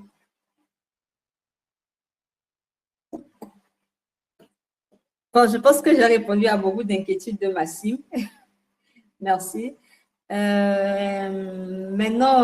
je pense qu'on a fait le tour. Il n'y a plus de questions dans le chat. À moins que j'ai raté une question sans le vouloir et sans le savoir. Mais je pense que j'ai tout parcouru. Et est-ce que quelqu'un a quelque chose à ajouter? M. Daniel veut peut-être ajouter quelque chose. J'avais posé une question. Est-ce qu'aujourd'hui, vous êtes en mesure de rédiger un CDC pour votre prochain projet? Et quelqu'un dit les maquettes. Je n'ai pas compris si c'est une question ou… je ne sais pas ce que c'est. Ah, quelqu'un dit oui, donc c'est déjà très bien. Tu rédigeras le prochain et puis tu pourras me l'envoyer pour que je vois. Une dernière, l'hébergement doit faire partie du CDC. Je pense que j'avais répondu à ce projet. Ça dépend du client que tu as en phase. Si c'est toi qui dois tout faire du début, ça fait partie de ton budget. Oui, je me sens capable. Très bien, très bien. Super, super, super, super. Nematou. Bonjour. Bonjour. Bon, mais si par exemple, il arrivait que le montant fixé, genre dans le cahier de charge, ne suffisait pas vers la fin, que faire? En vrai, le cahier de charge te permet à la base d'éviter ça. Ça veut dire qu'au-delà de coder dans ta chambre, tu dois pouvoir gérer les ressources que tu as à ta portée. Ça veut dire qu'au départ, tu sais que tu avais 500 000 de budget. Ces 500 000 même guident le choix des technos que tu utilises. Ces 500 000 te disent que pour tel outil collaboratif, tu ne dois pas forcément aller sur… tu peux déjà collaborer avec lui sur un outil gratuit. Avec tes 500 000, en fait, te guident sur non seulement le choix, mais le temps que tu dois allouer au projet. Les équipes que tu peux prendre avec toi. Si tu as un budget de 500 000 et que tu prévois, par exemple, prendre un autre développeur avec toi que tu veux payer à juste 100 000 francs le mois et que vous débordez parce que vous n'avez pas suivi, et tu vois un peu ce que je veux dire. Donc, le budget doit déjà te donner une idée sur comment est-ce que tu structures le projet, qui tu peux prendre avec toi, combien tu peux lui payer et dans quel temps est-ce que tu peux faire le projet. Est-ce que je ne sais pas si j'ai répondu à ta question? OK. est-ce possible que tu nous donnes aussi un autre exemple où on s'exerce de notre côté pour faire le CDC? Un autre exemple, ce ne sera pas possible parce qu'il est l'heure, je suis désolée. Mais vous pouvez, sur vos prochains projets, ou bien prendre juste un projet fictif vous-même, vos projets personnels, le faire, vous me les envoyez sur mon LinkedIn, je lirai avec plaisir, je vous ferai des retours productifs. J'avais posé la question par rapport à comment les maquettes devraient être faites, ici surtout pour le client ignorant des capacités web. La maquette, pour toi, c'est toi qui vois l'outil que tu utilises pour le faire. Tu peux le lui faire dans Figma et tu lui présentes. Il n'a pas de notion de web. Tu lui présentes que ton site va ressembler à ça. Tu vois le bouton que j'ai mis ici. Le client va cliquer dessus et il va t'envoyer un mail pour dire « Je veux réserver une réunion » ou bien « Je veux réserver ce produit ». Donc, c'est toi qui le fais. L'outil, c'est toi qui le choisis. OK? Et pour le client que tu as en face qui ignore les capacités du web, s'il est venu quand même vers toi pour créer un site, c'est à toi de l'imbriquer dans ton monde et de lui expliquer clairement. Donc, tu sais qu'en fait, tu n'as pas un élève de terminale, mais tu as un élève du CPE. En fait, la manière dont tu vas faire un cours à un élève de terminale, ça va être différent de la manière dont tu vas l'expliquer à un enfant de 5 ans. Donc, tu sais que tu dois expliquer les mêmes notions, mais différemment de la manière dont tu l'expliquerais si c'était un élève de terminale. Mais là, que tu dois encore descendre les termes terre à terre pour être à son niveau. Vous avez été un bon formateur. Merci beaucoup. Merci à toi aussi d'avoir été là. Nemato, tu peux y aller, s'il te plaît. C'est promis. Je recevrai vos inquiétudes quand vous allez me contacter sur une ligne. C'est promis. C'est promis. Je ne peux juste pas vous promettre de répondre dans une seconde. Je peux répondre dans la minute, dans 2 minutes et tout. Si c'est la question, mais je répondrai forcément. Je ne vais pas vous laisser pour 3 jours, pour 2 jours, mais je vous répondrai forcément. D'accord? Comment vous envoyez? Laissez-moi vous mettre mon profil LinkedIn si c'est ça.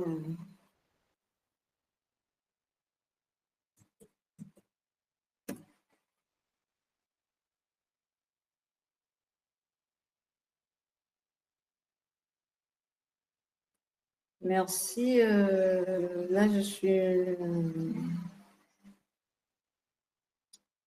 J'arrive. Ça fait plaisir.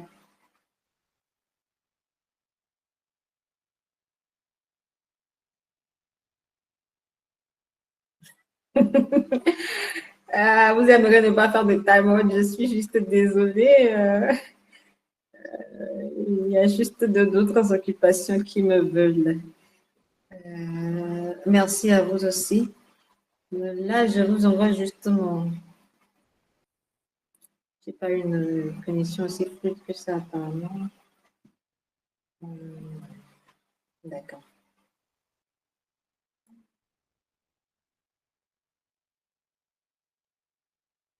Donc, je vous ai mis dans le chat mon profil LinkedIn. Est-ce que ceux qui utilisent le no-code ou les CMS sont appelés développeurs et s'ils peuvent participer au concours Miabi Hackathon? S'ils sont appelés développeurs, je peux répondre à cette question, mais s'ils peuvent participer au concours, ça c'est à l'équipe d'organisation d'y répondre. Maintenant, est-ce qu'ils sont appelés développeurs? Ils le sont, oui. On va les appeler des développeurs no-code, mais ils le sont. Je peux maintenant bien rédiger. Merci beaucoup. Donc, c'était un plaisir de vous avoir tous. Fatoma, juste une petite minute, s'il te plaît. Vas-y. Ok. Bonjour, madame. Oui, bonjour. Ah, ok. Et en fait, ma question, c'est que j'ai vu votre profil LinkedIn, ça fait quelques jours. Oui. Et j'ai été un peu impressionné de voir une femme créer une startup. Donc, maintenant, j'ai la même idée. Je vais mettre en place une startup. Donc, je me demande, pour avoir les jobs, par exemple, comment faire pour avoir des clients, quoi, en un mot. Parce que c'est pas comme les autres travails que tu vas... Je sais pas comment expliquer un peu, quoi. Mais je pense que j'ai suivi ton inquiétude. Tu sais, Une question que peut-être la plupart des développeurs se posent parce qu'on est cloisé dans les compétences tech et c'est difficile pour un dev, enfin pour la plupart de penser business, de développer des business, ok? Donc, je peux discuter avec toi de ton projet, tu me l'expliques, de tes spécificités, on en discute, mais on pourra peut-être aussi éventuellement penser à une formation pour ouvrir le dev au monde du business aussi. Le dev n'a pas besoin de devenir businessman, mais peut-être juste comprendre ce monde-là aussi pour éventuellement pouvoir mettre un projet sur le marché, pouvoir le suivre, pouvoir le développer. Enfin, on peut décider juste de rester derrière dans la chambre avec les compétences techniques, mais si vous voulez aller là-bas, comme vous le soulignez, on pourra en discuter. Je comprends mon projet et on pourra éventuellement faire d'autres formations si d'autres personnes partagent la même inquiétude que toi sur les sujets liés à ça. Ok, merci. Je t'en prie. Bon, je pense qu'on en a fini. Là, il est 11h00. Moi, j'en ai fini. Je ne sais pas si M. Daniel est toujours avec nous. Si oui, s'il veut ajouter quelque chose, moi, j'en ai fini. Merci à vous. C'était un gros plaisir d'être là et ça fait surtout plaisir que vous ayez beaucoup acquis de la formation et que vous ayez apprécié.